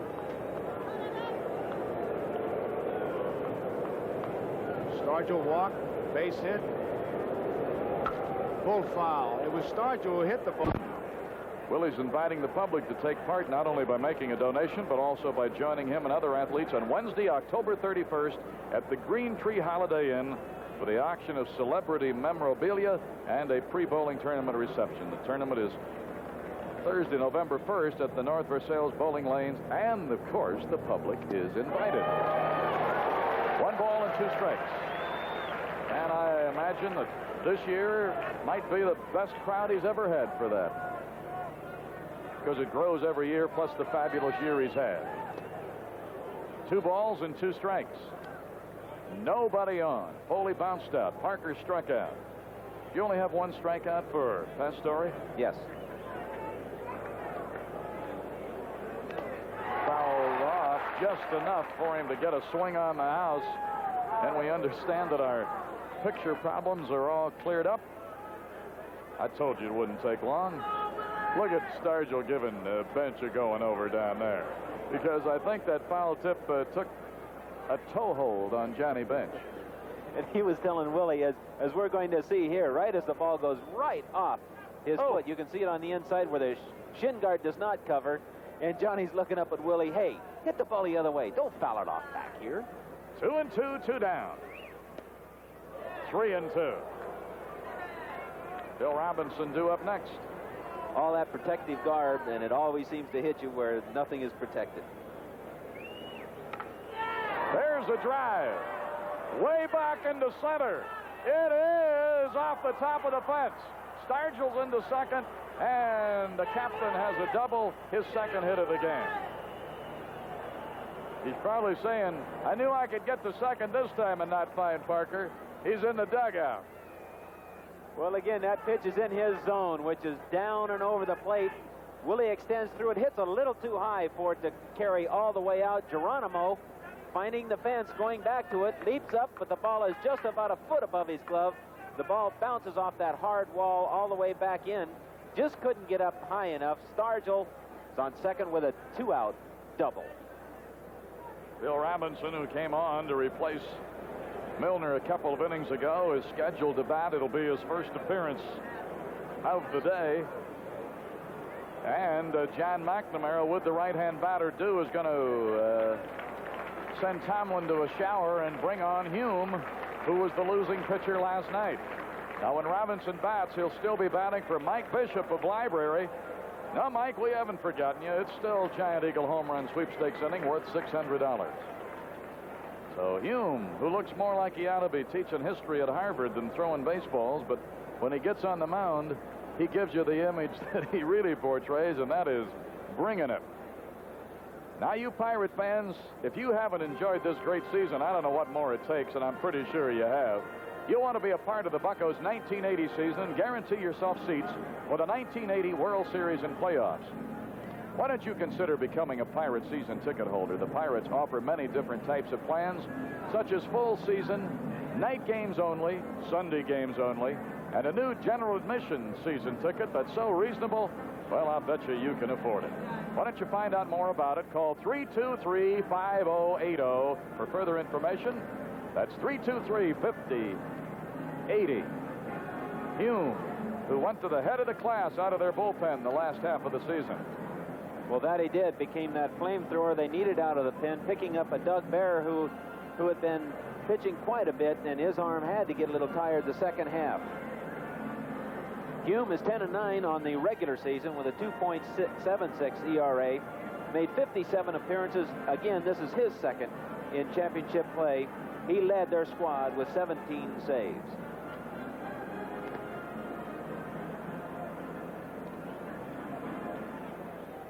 And he'll come in with a runner at second.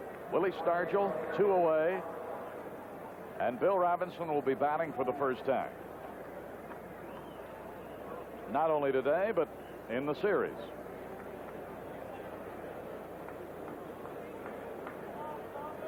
And a young left-hander who's still got to be pinching himself that he's even in uniform for this playoff series is warming up in their bullpen. A bouncer to short, Concepcion in. Throws and gets Robinson, so didn't take long for Hume to do what he was brought on to do, get them out of a trouble spot, and Robinson bounces to short. No home run was hit during this Giant Eagle sweepstakes inning. No one ever loses here, though. Our contestant, Mike Bishop of Library, will receive a certificate for 10 Tasty Cake family packs and a year's supply of daily juice products available at your grocer. Our next Giant Eagle sweepstakes will be worth $700. So, no runs, 1 hit, no errors, and 1 left. We're in the middle of the 8th, and Grant Jackson's going to come on to protect the 1-run lead. It's the Pirates 2 and the Reds 1.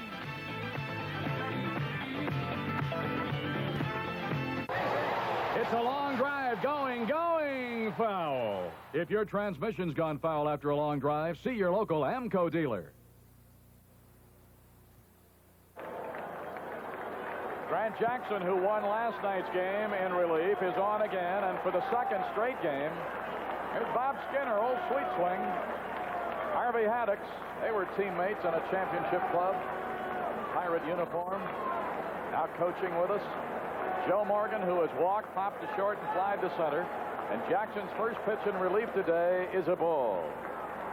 I started to say our 2 starting pitchers, Candelaria gave us 7 strong innings, so did Bibby. The 1-0, 2-0. This is the way manager Chuck Tanner's played it all year. Complete games don't mean that much to him. Get me into the latter part of the game, and I'll try and save it for you. 2-0 to Morgan. Strike at the knees, 2-1. Time getting short for Cincinnati. They have to start feeling the pressure. They certainly don't want to leave Cincinnati without at least a split. Being down 2 games doesn't make the future too bright. Dave Roberts is throwing in our bullpen now along with Romo. 2 balls and a strike. He drove it a mile, but fortunately it was never fair. It went off the bat foul. Hit it against the facade of the club level here.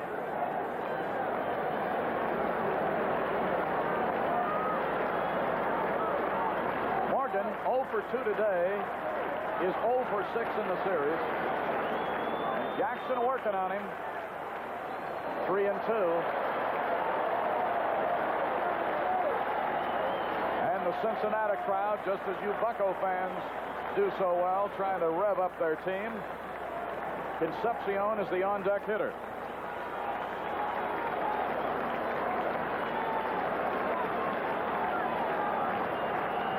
A payoff is due as Grant Buck Jackson works in the 8th inning. Garner had him played perfectly. He had closed that hole before the ball was ever hit. Well, again, feeling that Grant Jackson was behind the hitter, 3-2. I'm sure adjusting with a pitch in a situation, he goes ahead and cheats in a hole just a little more. Makes a fine play. Manager Chuck Tanner coming out to talk with Jackson.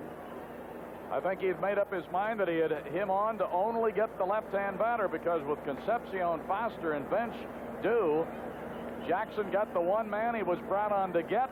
Now it's up to Romo to look at these right-hand batters. Guess who has just gone down to warm up to back up Romo? None other than Ken Tekulve. So manager Chuck Tanner, he's going 1 for 1. He knows that each out now is so very important. He wants to go with that 2-run advantage. Enrique got his work cut out for him. As you said, he's got the middle of that lineup. Each with one swing can tie this score, so he has to go in knowing that he's got to protect that 1-run lead. Now, isn't this a place where Romo, who he's got a better fastball, I imagine, than most people realize. But if he's going to use the fastball here, he's almost got to show it to him or try it when he's ahead. If he's going to do something with these hitters, and there's Charlie Muse and Howie Hake, the two fellows we've talked about. In fact, we had them on up at Montreal one time, as they chart the hitters, and they're in constant touch with our dugout with Al Monchek, placing hitters and moving infielders and all the different things, and that's what they're doing right there. There's all the colored pencils that the Colonel has to keep track of. But what I wanted to say, as far as Romo here, he doesn't want to get that ball out over the plate with Concepcion, Foster, and Bench. He wants to show them all those different screwballs here for a while, doesn't he? He wants to keep in mind how he gets these hitters out. And basically, he can't pitch these hitters any one way. His fastball is not quite good enough to throw them nothing but fastballs. But by the same token, these next 3 hitters are good enough hitters to where if you pitch them one way, they can certainly adjust. Charlie Muse going over all of those hitting charts. Want to see where we want to put position the defense. But Romo has to keep in mind, hey, I've still got to mix my pitches, use that fastball to set up my good out pitches, which is his screwballs and a good breaking ball. So here, I would imagine he's going to try and really spot that fastball, having a good idea with it, and get those breaking pitches over. All right, he's ready to go. Concepcion will be batting with nobody on the bases for Cincy in the 8th inning and 1 down. The Pirates are leading with 2 runs and 8 hits. The Reds 1 run and 4 hits. Concepcion had a double in the 3rd inning. He's 1 for 3. He was later caught stealing, trying to go to 3rd. At that time, it really turned an inning around for Bibby, because it made it 2 away with a runner at first, and really, for all practical purposes, took the bat right out of Bench's hand. All right, Romo ready. He's going to work from the full wind, as you can see. And that's a strike call, so he opened up with a breaking ball on Concepcion. So this is a chance for Romo to show his stuff. Boy, what a difference a year can make. A year ago with Seattle, when the last game was played, he got on the first plane to Mexico. Oh, he muscled up on it. He was heading for the screen with that one. 1 ball, 1 strike, but the difference that the year made, here he is in a playoff in the tough National League. Well, it's a chance for him to really establish himself. He had a fine year with Seattle, but you're still playing for a last place club. Don't get that recognition that you really like. Here's a chance for him to do just that. He put the corkscrew in that one, didn't he? Boy, that was a good off-speed breaking ball. Put it right on the corner. And again, doing just what we'd hoped he would do, using that fastball, but getting his breaking pitches over. 1 ball and 2 strikes.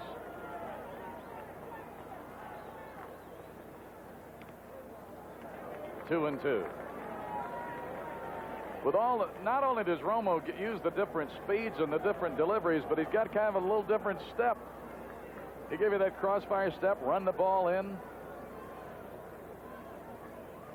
Ed Ott telling him to keep an eye on this glove. Now concentrate on this glove. 2 balls, 2 strikes. Line drive in the left, base hit. He got that ball right in Concepcion's wheelhouse that time. Well, he certainly did. Wanted to spot the ball just a little bit better, but got the ball over to the middle of the plate, and that's right where Davy Concepcion can handle it. So he's got himself in a little bit of a jam here with big home run hitter George Foster coming to bat. Foster walked in the 1st, walked in the 3rd, struck out swinging. And there's that base hit again. He hit it like a bullet. Concepcion, I think, is one of their better two-strike hitters. I think you really got to be alive with him on two strikes. And he still maintains enough power. He hit 16 home runs during the year that he can hit you out if you make the mistake. John McNamara, there seemed to be a little something going on between the right field line umpire and the first base umpire. You've also got to be alert here for Concepcion to run. Dave Roberts, the lefty, to Colby, the righty, in the Pirate bullpen. All right, we'll keep an eye on everybody. Concepcion had 19 stolen bases. They have stolen 3 bases today. They were all on Bibby. Strike one. I wish he'd have thrown Concepcion that pitch, 2-2.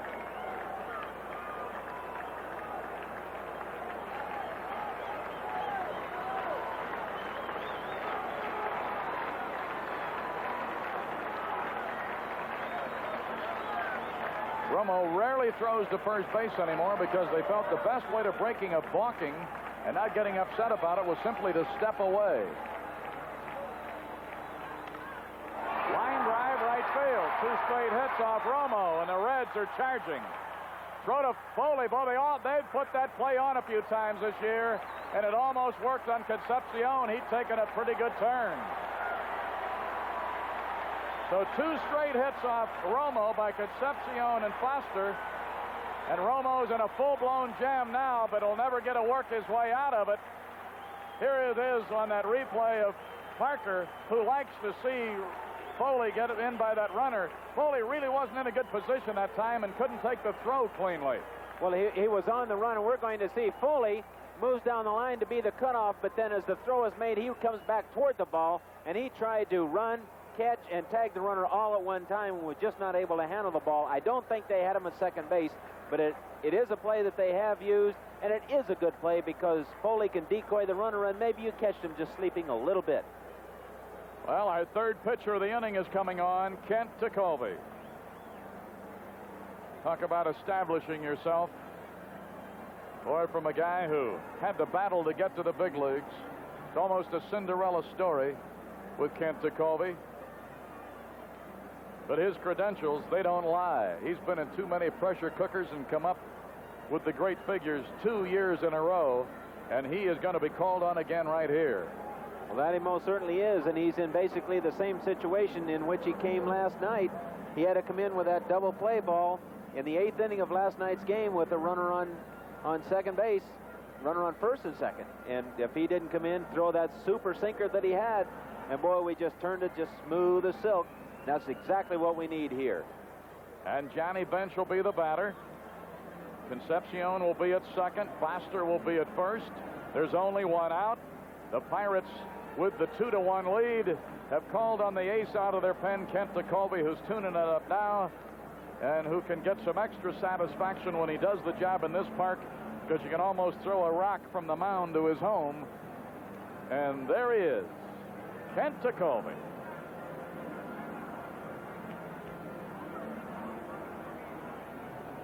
He came in the other day just at the end of the season and told manager Chuck Tanner, he said he would pitch 2 innings and then he'd pitch 3 innings in a row, and going into the last day he said, Chuck, I can give you 5 full innings today. And Chuck looked at him and he said, you got to be crazy. You've been in 93 games, pitched so many innings. He said, yes, but I'm 5 innings short of last year. Last year I pitched 135. This year I've only pitched 130. I've got to have 5 innings left. And there's Chuck Tanner filling in that big yellow lineup card that he keeps. Johnny Bench 0 for 3 today. He's 2 for 6 in the series. John Robinson has replaced Tekulve in the bullpen. He's throwing alongside Roberts. And Johnny Bench, the batter, with 2 on and 1 away. We're in the bottom of the 8th inning. Pirates leading 2-1. Romo did not do the job. He gave up 2 straight hits. And just as Tekulve was ready, Bench stepped out on him. Bench last night coming up in the late innings with a chance to at least tie the ball game. 1972 came up a chance to tie the ball game. He hit a home run that put the Reds into extra innings. They eventually beat us. He always seems to be the man that's in that big spot, and he's responded. And the pitch, he was going to bunt that ball. And he looked like he was trying to push at the position of his bat, which was odd because Madlock playing back. You'd have thought he tried to make Madlock make a play, but the position of his bat, if that ball would have hit it, looked like it would have gone up the first base side. I guarantee if he'd have got it down, he'd have surprised everybody in the ballpark because nobody was anticipating that. He just threw the ball away.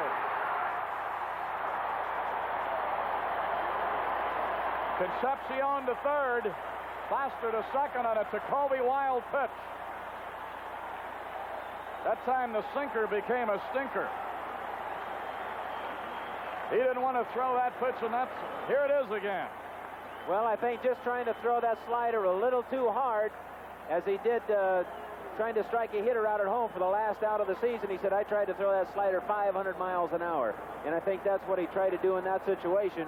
Now you have to think. Do you go ahead and pitch to Johnny Bench? You have a left-handed hitter up next. We're in a full-blown situation with Bench up there. Foster had a little conference as we were having one, that a leg was bothering him. And I think Johnny McNamara is not satisfied that Foster's 100% physical right here. And if there's any expression on George Foster's face, I'm sure that he's a little disappointed. They're going to talk it over. George is a fine competitor, but he hurt that a little bit. He's trying to stretch it out, see how it feels. Because right now he represents a go-ahead run, and McNamara's got to be thinking, hey, if you can't run and they nail you at the plate, if somebody gets a hit for us, instead of going in front, we end up in a tie, you got to be square with me. And he evidently convinced him because McNamara ran right out of there. And with that conference, we have another one. Everybody talking it over. The big thing that wild pitch did to Jacoby is the fact that he can't get that double play now. So Chuck Tanner, more than a little bit concerned here. But look at that confidence that he exudes to those players by saying, all right, you can do it. Runners at second and third, one out. The 1-1 to Johnny Bench. 1 ball, 2 strikes. The on-deck hitter is a left-hand batter, Danny Dreesen. Bench has flied to right, hopped to first, grounded to short. And as Nellie pointed out a moment ago, it always seems in big situations he gets a chance. Struck him out. Holy Toledo, what a way to come back after throwing a wild pitch. Boy, he just reared back, knew that he'd messed up in this situation and said, hey, I got to reach back and do the job myself. He didn't even go for location. That ball's over the middle of the plate, right in Bench's power, gets it right by him. He just challenged him one-on-one. It's his first strikeout. It's the 6th of the game against the Reds. Bibby had 5 in the 7 innings that he worked. And here is Dreesen. He had a base hit in the second. He scored the run that they have in this game. They're going to put him on here because Knight, a right-hand batter, do. So the intentional pass ordered by Chuck Tanner. This will be the 5th walk to the Reds in the game. And it's the first one that will be intentional. Have to keep in mind, Dreesen's run doesn't mean anything. The winning run is on second base. So now we load the bases, put a force at any bag. In case there's a play way in the hole, our shortstop can throw to third. Our first baseman can go to second base. There's a lot of alternatives now for our infielders, and it matches our right-handed best against Ray Knight. And Knight going to bat with the bases loaded. He was the fellow who struck out in the 11th inning last night with the bases loaded against Don Robinson. And you've taken a look at all the runners. The Reds have somebody on every base, and Kent Jacoby going to be looking at Ray Knight, who just had a sensational year for them.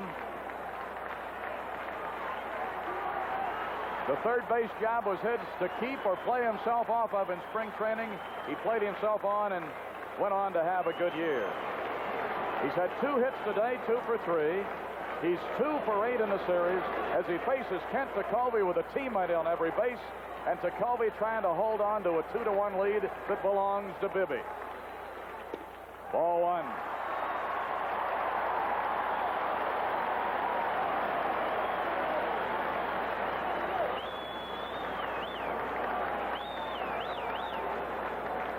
Concepcion is at third, represents the tying run. Foster's at second, represents a lead run. Dreesen's at first. Ray Knight really leans over. Ball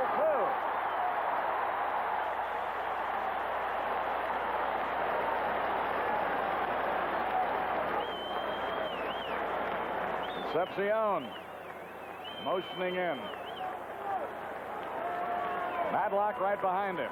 Concepcion saying, make it be right there. Make it be your pitch. Get a good pitch to hit. 2 balls and no strikes. Took it, and it's 2-1.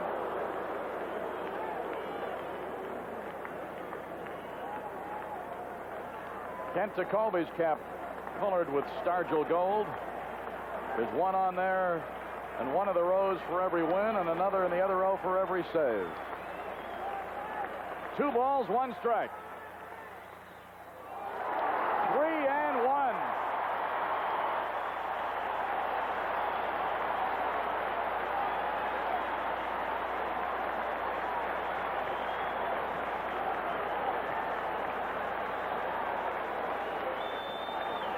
The lid on the pressure cooker is wobbling. 3 balls, 1 strike, bases loaded. Strike called.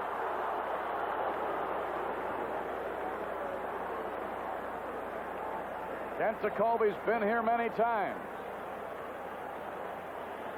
But in this situation, it's a whole lot different than if it was the 3rd of May. Let's see what he does with a payoff. Bounce foul, and naturally the runners are ready to move with the 2 out in the 3-2 situation. This is tough on a pitcher here, too, when they foul him off, to keep getting that pitch where you want it. Certainly does. You know that there's no room to be fine or anything else. You know that the winning run is now running on the pitch, and a base hit is surely going to score a speedy George Foster. So this is your key out. You got to do it right here. 1 pitch. All right, he's ready. Fly ball. Left center. Moreno there. Tekulve's out of a full-blown mess. And the side has been retired in the Cincinnati 8th. No runs. 2 hits. No errors. Intentional pass. The Reds leave 3 and have now stranded 9 in the game. Now the Bucs will really be looking for insurance. We're going to go to the 9th, trying to up the ante here with the score. The Pittsburgh Pirates 2, the Cincinnati Reds 1.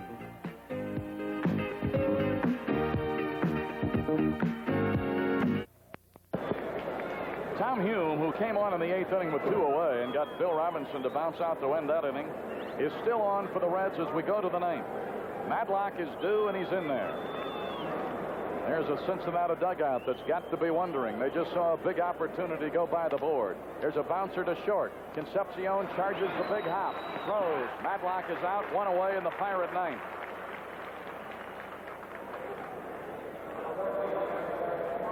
Boy, you talk about keys.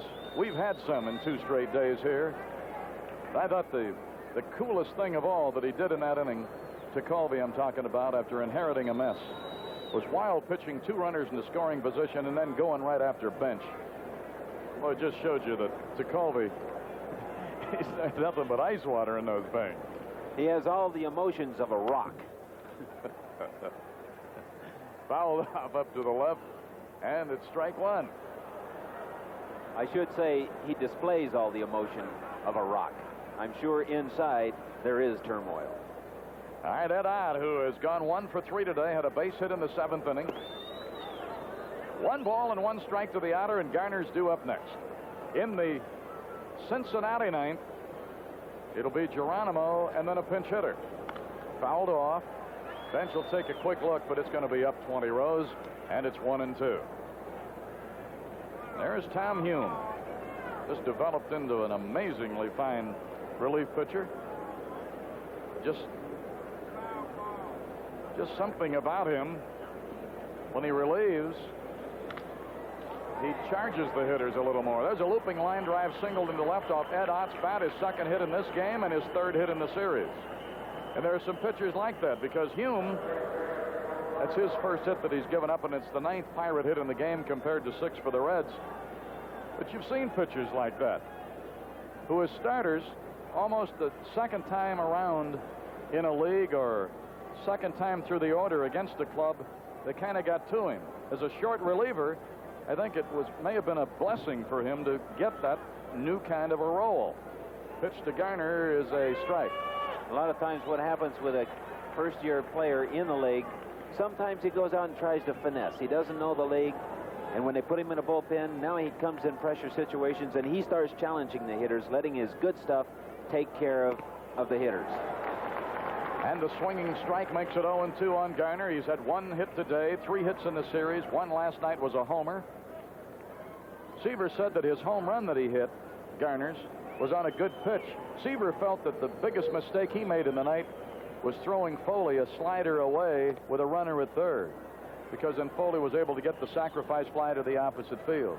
And he didn't make a real good pitch with it either, and Foley just being able to reach out there and get the ball deep enough. There's the guy that wants to bat, Kent Jacoby. Fouled off down into our. That'll scatter him. Boy, will it ever. The guy's at the far end of the dugout. Good thing Matt Alexander was one of them. He's the quickest guy down there, and he got out of the way. Tom Hume has allowed just 1 home run over the last 4 games. He ended the year with a 10-9 record.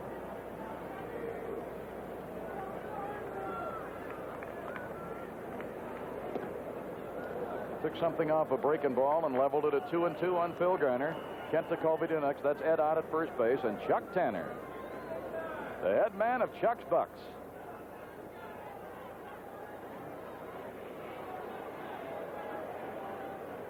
Two. Smash to third. Came up on Knight. He's going to throw to second, and they will force Ed Ott. That goes 5-4. He comes up with it cleanly. I think they had a chance for the DP, but the minute he dropped it, had trouble. It came up on him. Then they went for the sure out, and Morgan then knew, just take the throw, don't do anything else. Yes, just as soon as the ball was bobbled, and understandably so, because that ball was hit on a one-hop shot.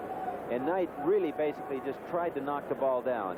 He knew the ball was going to eat him alive a little bit, and then came up in a hurry and made a good throw to Joe Morgan. Kent Jacoby, who doesn't get the opportunity to bat very much, went down to check in with Joe Lynette. There's Ray Knight. I think that ball stung him. Checking his bare hand a little bit. Kent, by the way, has fired Tony Barterome as his hitting coach. He said, hey, I haven't gotten a hit in a long time. You haven't helped me any more this year. Well, after that swing, I wonder who the next guy will be to go. He's open for suggestions. Garner's at first. 2 away, 9th inning. Strike 2. Remember, in the 9th, they will have Geronimo due to lead. Then to their bench, because the pitchers due up second, then to the top of the order. Pirates leading 2-1, 9th inning. Hey, that's the way, that a good old eye for Teak. So you don't have to swing at everything. I don't care what you do with his bat. I'm interested in what you're going to do with your arm in the bottom of this inning. Struck him out. Side retired. First strikeout for Hume. Third strikeout of a Pirate in the game. No runs, 1 hit, no errors. Garner was left. And so the stage is set for another one of those photo finishes.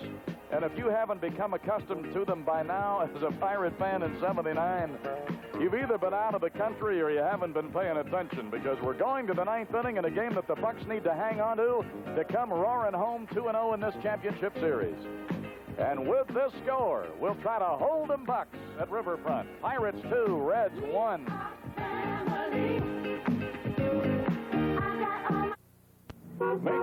As Kent Jacoby walked onto that hill, I got to believe that one of the things he was saying to himself, Nellie, is, I got to get Geronimo. I don't want Johnny McNamara to have the luxury of bringing a guy off the bench to get me in real trouble. If he can get the leading lady, then they basically cannot sacrifice any more outs to try and get a runner to second base in scoring position. So this leading lady is the one you want to get. And Kent's ready. Boy, he's just thrown a couple of pitches. Candy, I'm sure, is rooting as hard as he can for Tekulve, who saved quite a few of his games this year. He'll be ready if we need him later on in the series. But right now it's up to Kent Tekulve and what he does right here. All right, in the bullpen out in the left field line, working Robinson, a right-hander, and Dave Roberts, a lefty, and Geronimo, who is 0 for 2 today, struck out in the second, struck out in the fourth on a foul tip. In the seventh inning, he sacrificed. Doug Bear is throwing in the Cincinnati bullpen, and Johnny McNamara knows that if something doesn't happen his way in this inning, it'll be an uphill climb at Three Rivers. Ball one to Geronimo.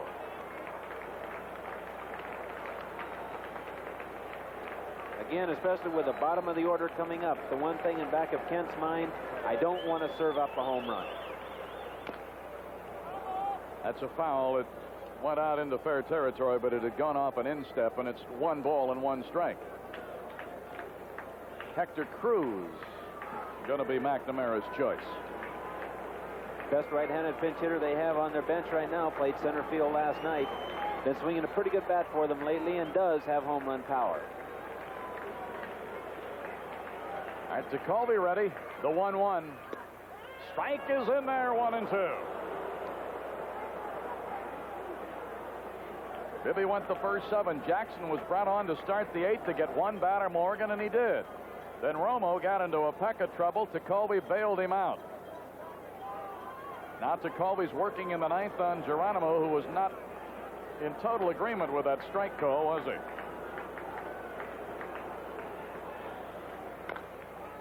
Bounced foul outside first. The captain will grab it. And Tekulve, as you're supposed to do, even if it was foul, he made the move to get over toward that bag in case there was a throw coming. Doesn't hurt to practice it. Oh, it certainly doesn't. And defensively, we're going to be playing back all the way, especially in the outfield. We will be more willing to give up a single in this situation and cut the ball off in the alley. We don't want the extra base hit, so we're playing deeper. 1 ball, 2 strikes. Geronimo fouls it off, and it'll hold at 1-2. Remember, tonight we are due in the neighborhood of 9 o'clock on a United Charter at Greater Pitt.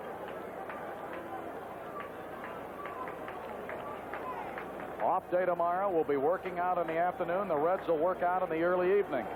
Then we play Friday afternoon. 2-2. We'll be on at 3 o'clock on Friday, just as we were today. Saturday is a night game if it's needed. Sunday afternoon, the scheduled 5th game. Ball gets away in the bullpen and time called, or either that or somebody threw something out of the stands toward Mad Dog. At any rate, time was called by a couple of the umpires. 2 balls and 2 strikes.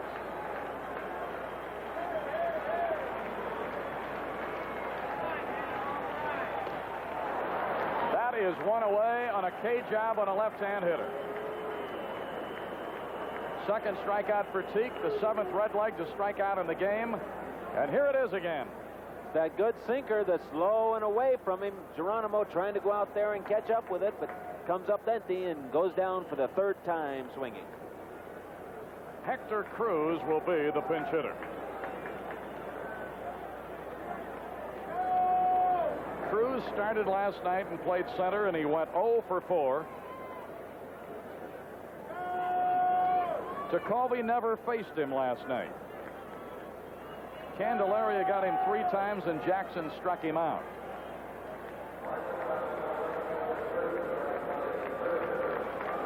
So Hector Cruz, 0 for 4 in the series, is the pinch hitter for Johnny McNamara. Batting for the pitcher in the bottom of the 9th. And he's waiting for Teak's first offering, and it's a swing and a miss.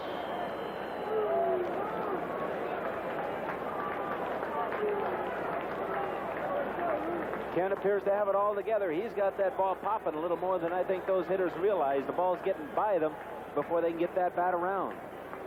Chuck Tanner used Bibby as a starter. He gave us 7 strong innings. Jackson, Romo, and Tekulve have relieved. They have used Pastore, Tomlin, and Hume. 1 ball, 1 strike.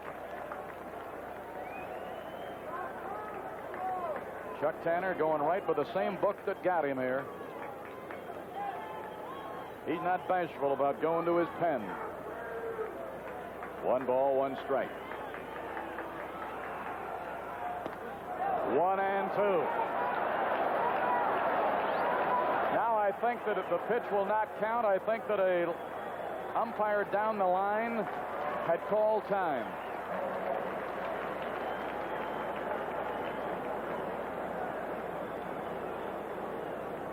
That's what it was. Instead of it being 1 and 2, it goes back to 1 and 1. Oh boy.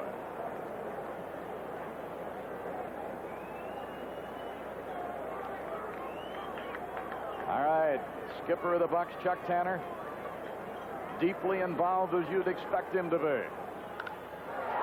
Out into right center. Moreno's going to have a drop in front of him. Cruz is headed for second, and he's in there with a double.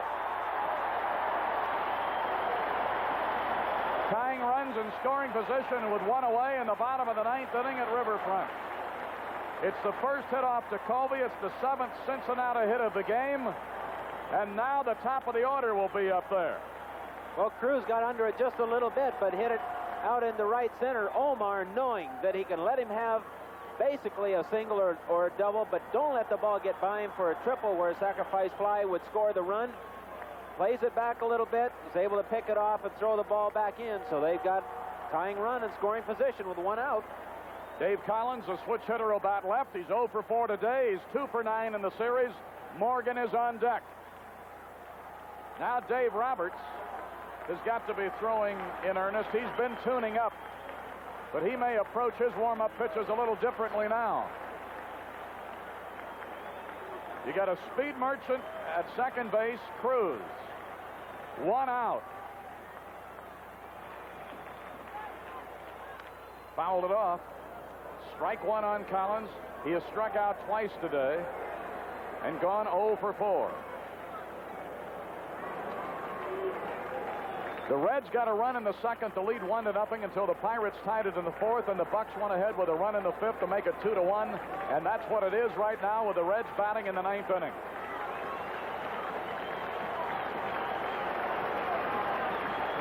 No balls and a strike. Strike 2.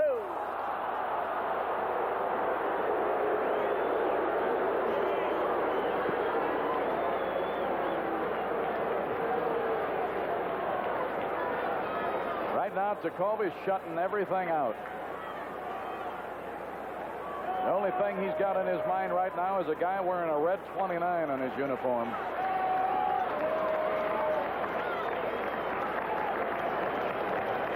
Cruz, as you can see, leading off at second, represents a potential tying run.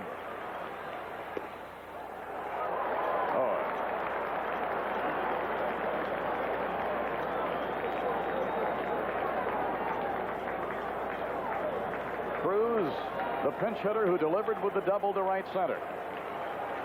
He's number 7, and he's leading off at second.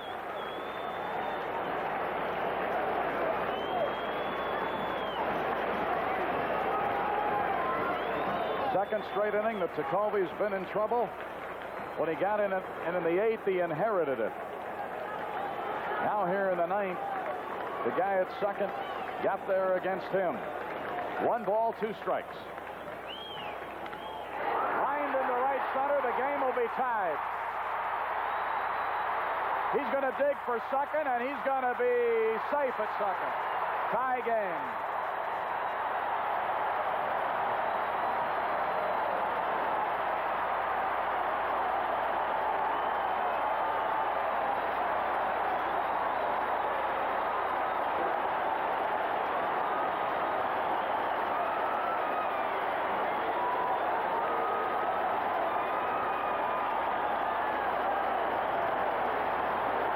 So Collins delivers a double right after the pinch hit double, and Chuck Tanner is on his way.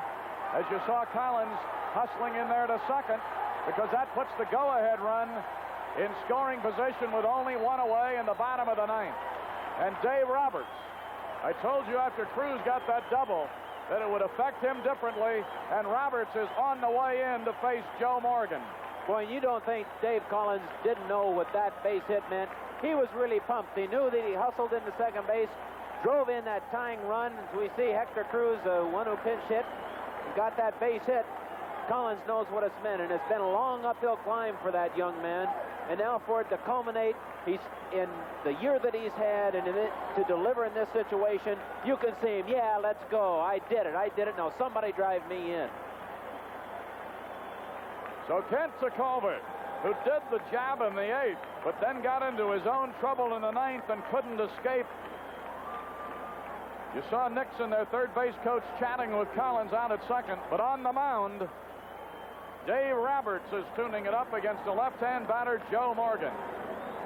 And it may be that he'll be looking at the only man he's been brought on to get, just as Jackson was in the eighth to get Morgan, because Concepcion, Foster, and Bench follow, and Don Robinson is throwing in the bullpen. So this may be one of those cases where Roberts can concentrate just as hard as he wants to on Morgan, trying to get him in the belief from this corner, at least, the way Chuck played it in the eighth, that maybe this is the only man he wants him to get out. That is very true, and with Robinson backing up Roberts in a bullpen, we can still bring him in, and with a day off tomorrow, we might see another right-hander, possibly a starter, go down to back up Don Robinson. There we see that base hit. The ball was down and over the plate, and Collins just went down and got it. Hit that line drive in the gap that Parker was able to cut off, which was a big move on the part of Dave. Had that ball gotten by, we didn't have much of a chance for triple for sure. Having to throw off balance just a little bit and not make a typical Dave Parker throw. And again, we can see how gratifying it is to a Dave Collins to do it when it counts.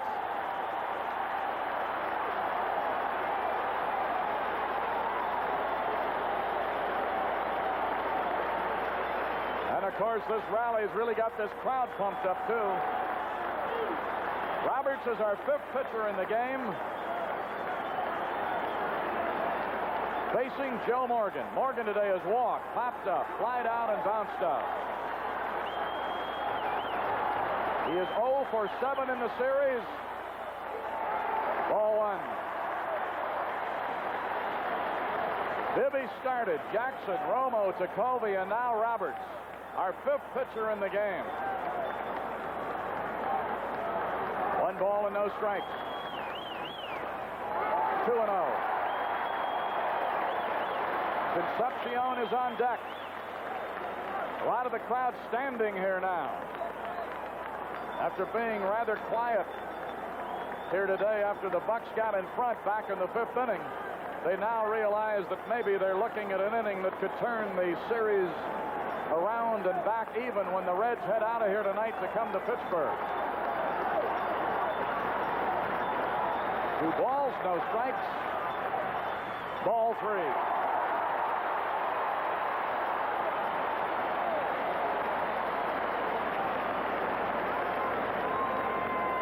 Joe Morgan, who draws a lot of walks,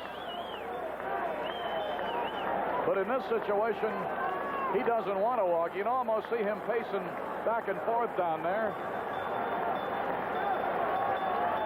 He'll give it that little chicken wing flip with that back elbow. Makes him tuck it in. And he walked him. So Roberts, who was brought on to get a left-hand batter, walked him on 4 pitches, and Chuck Tanner's already on his way. He wants Don Robinson.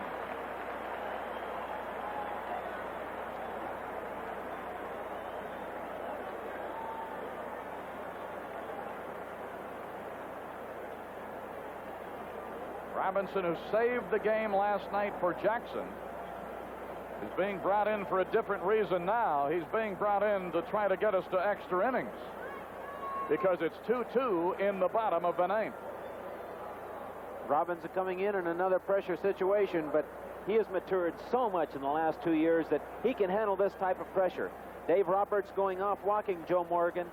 knew in his mind that once he fell behind Joe, he was not the winning run. So he didn't want to give in to him, continued to throw his breaking balls, got behind and finally lost him, but did not want to give in, and so he, pitching carefully, ended up walking him. So Don Robinson, who was clocked with a fastball at about 93 miles an hour, and for a guy who's had an ailing shoulder the last couple of weeks, that was really turning it loose out there. And he's got to come in now with the full vision that he's got to challenge him. Concepcion, if you could get that double play ball, send us to extra innings. Concepcion's had a double and a single today, and he's going to be the first man that he faces. Johnny McNamara breathing a little easier because his club has gotten him back in it. Here it is again on that hit. Wasn't that bad a pitch? No, the ball was down and over. Again, watch how Davy Parker tries to make the throw. Knew his momentum was carrying him toward center field. Just not able to get enough on it. He hit the cutoff man, but the speed of Dave Collins allowed him to make the play. And like you pointed out earlier, if Dave doesn't hustle over and cut that ball off, Collins with his speed, and boy, he can run like a jackrabbit. He'd have been a third. Then a fly ball would turn it around. So there's Collins. He's at second. Morgan's at first.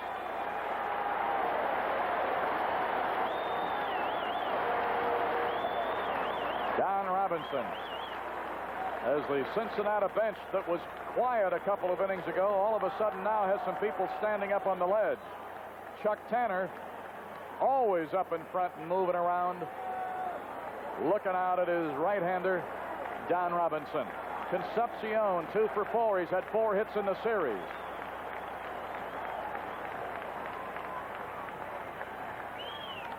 Fouled off, out of play. And there it is, jam-packed riverfront. They've seen another great ball game just as they did last night. Johnny McNamara, who brought this team to the Western Division title, knowing that if he lost today, his back would really be against the wall to try to sweep 3 at Pittsburgh, has a new lease on life. Turning and throwing, and he got back.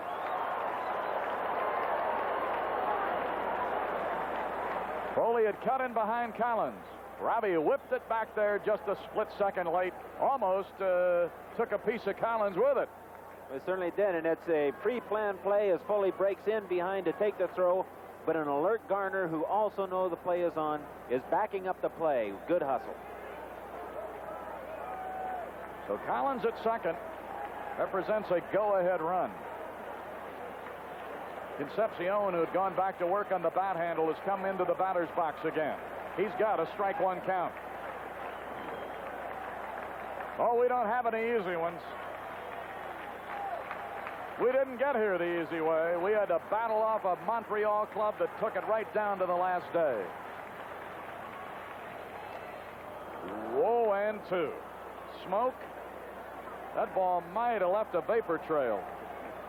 I thought I saw a light stream coming out behind it, but Don reaching back and going with his best, and he has a lot of confidence in that fastball right now. Used it last night and has used it so far in his appearance. No balls, 2 strikes. Don Robinson. Look at that intensity. Woo! Struck out Concepcion. 2 away in the inning. First strikeout for Robinson, of course, the only man is faced. It's the 8th Cincinnati player to strike out in the game. And here it is again. This is one of those unhittable curveballs. After throwing all of those fastballs, he comes over the top and drops one right off the table. Concepcion more or less just giving a wave as Robinson made an outstanding pitch. Well, that shows you the confidence you talked about that he had a moment ago, but to go with that freaking ball there, a great pitch. And it was not only throwing the pitch, but it was excellent location. He just executed beautifully. All right, here is Foster with 2 on and 2 out. Collins at second. That's the run that counts for them. Morgan's also at first. Bouncer Garner. We've got extra innings for the 2nd game in a row. Oh, he had him shaded to the right side. Morgan was at first and Collins was at second, and Garner just slipped right over in there, got that bouncing ball, and Don Robinson for the second day did a great job coming out of that bullpen. So they're limited to 1 run. 2 hits. There weren't any errors. There haven't been any in the game. There was a walk, and they leave a pair. We're going to go to the 10th inning. Now the Buck bats have to start all over again. We've got the top of the order coming up. And they have Doug Bear already on the mound with this score. Pirates, 2 runs, 9 hits. The Reds, 2 runs, 8 hits.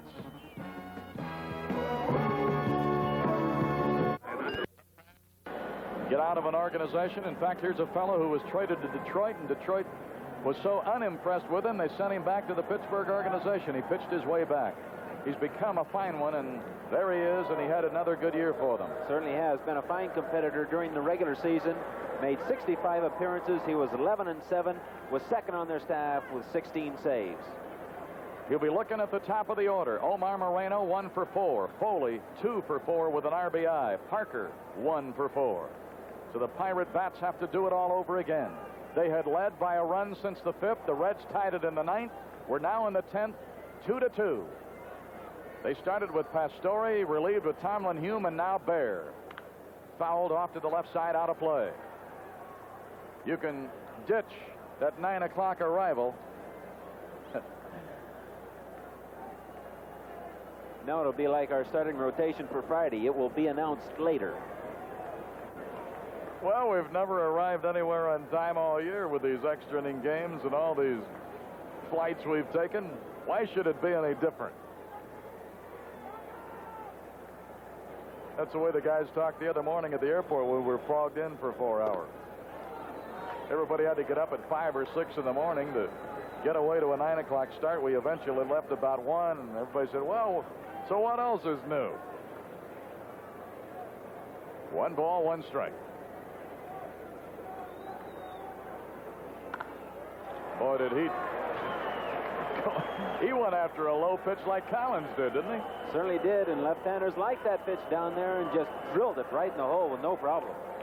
So let's see if we try to do something here with the base-stealing champ the 2nd straight year on. Moreno gets his 2nd hit today and his 3rd hit in the series. Greeting an old minor league teammate, Doug Bear, with that hit. That's 10 hits for the Pirates. The Reds have 8. Foley has had 4 hits in this series. A single and a double today, 2 for 4. He drove in the 2nd run in the 5th inning. He got Garner home.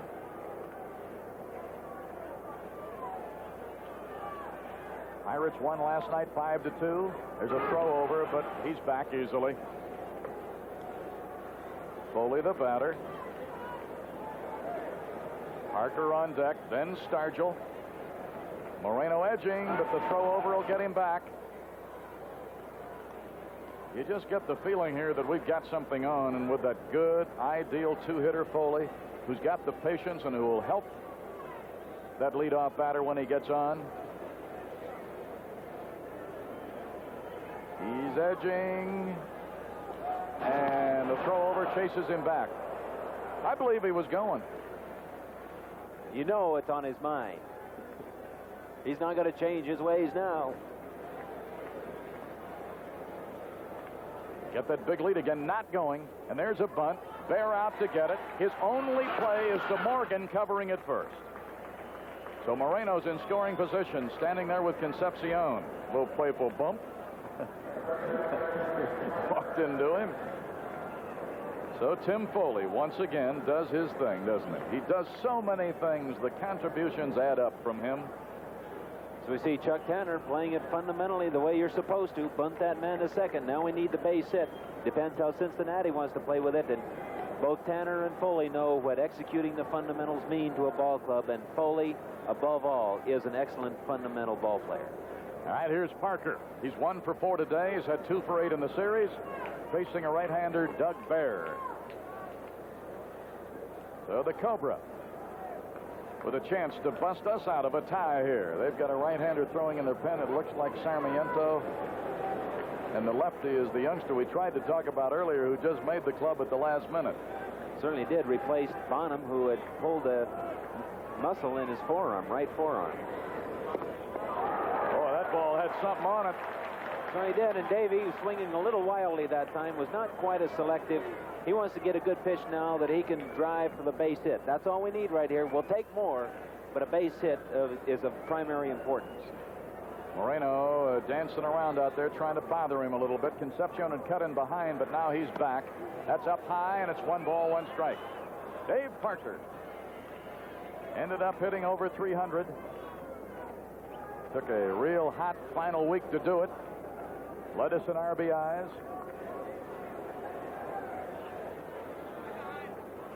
And Bears pitched to him. Boy, he looked that one right into Bench's mitt. Certainly has, and evidently he collected himself right after that first pitch. Knew he swung at a bad pitch. Now he's taken a good look, and that's what's made Dave such a good hitter here the last month.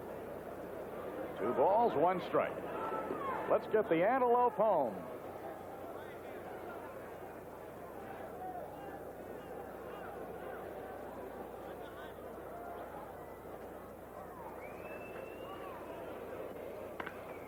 He's going to come home. He's going to be challenged by the throwing arm of Foster, but this time it'll be off target, and Parker ends up at second base.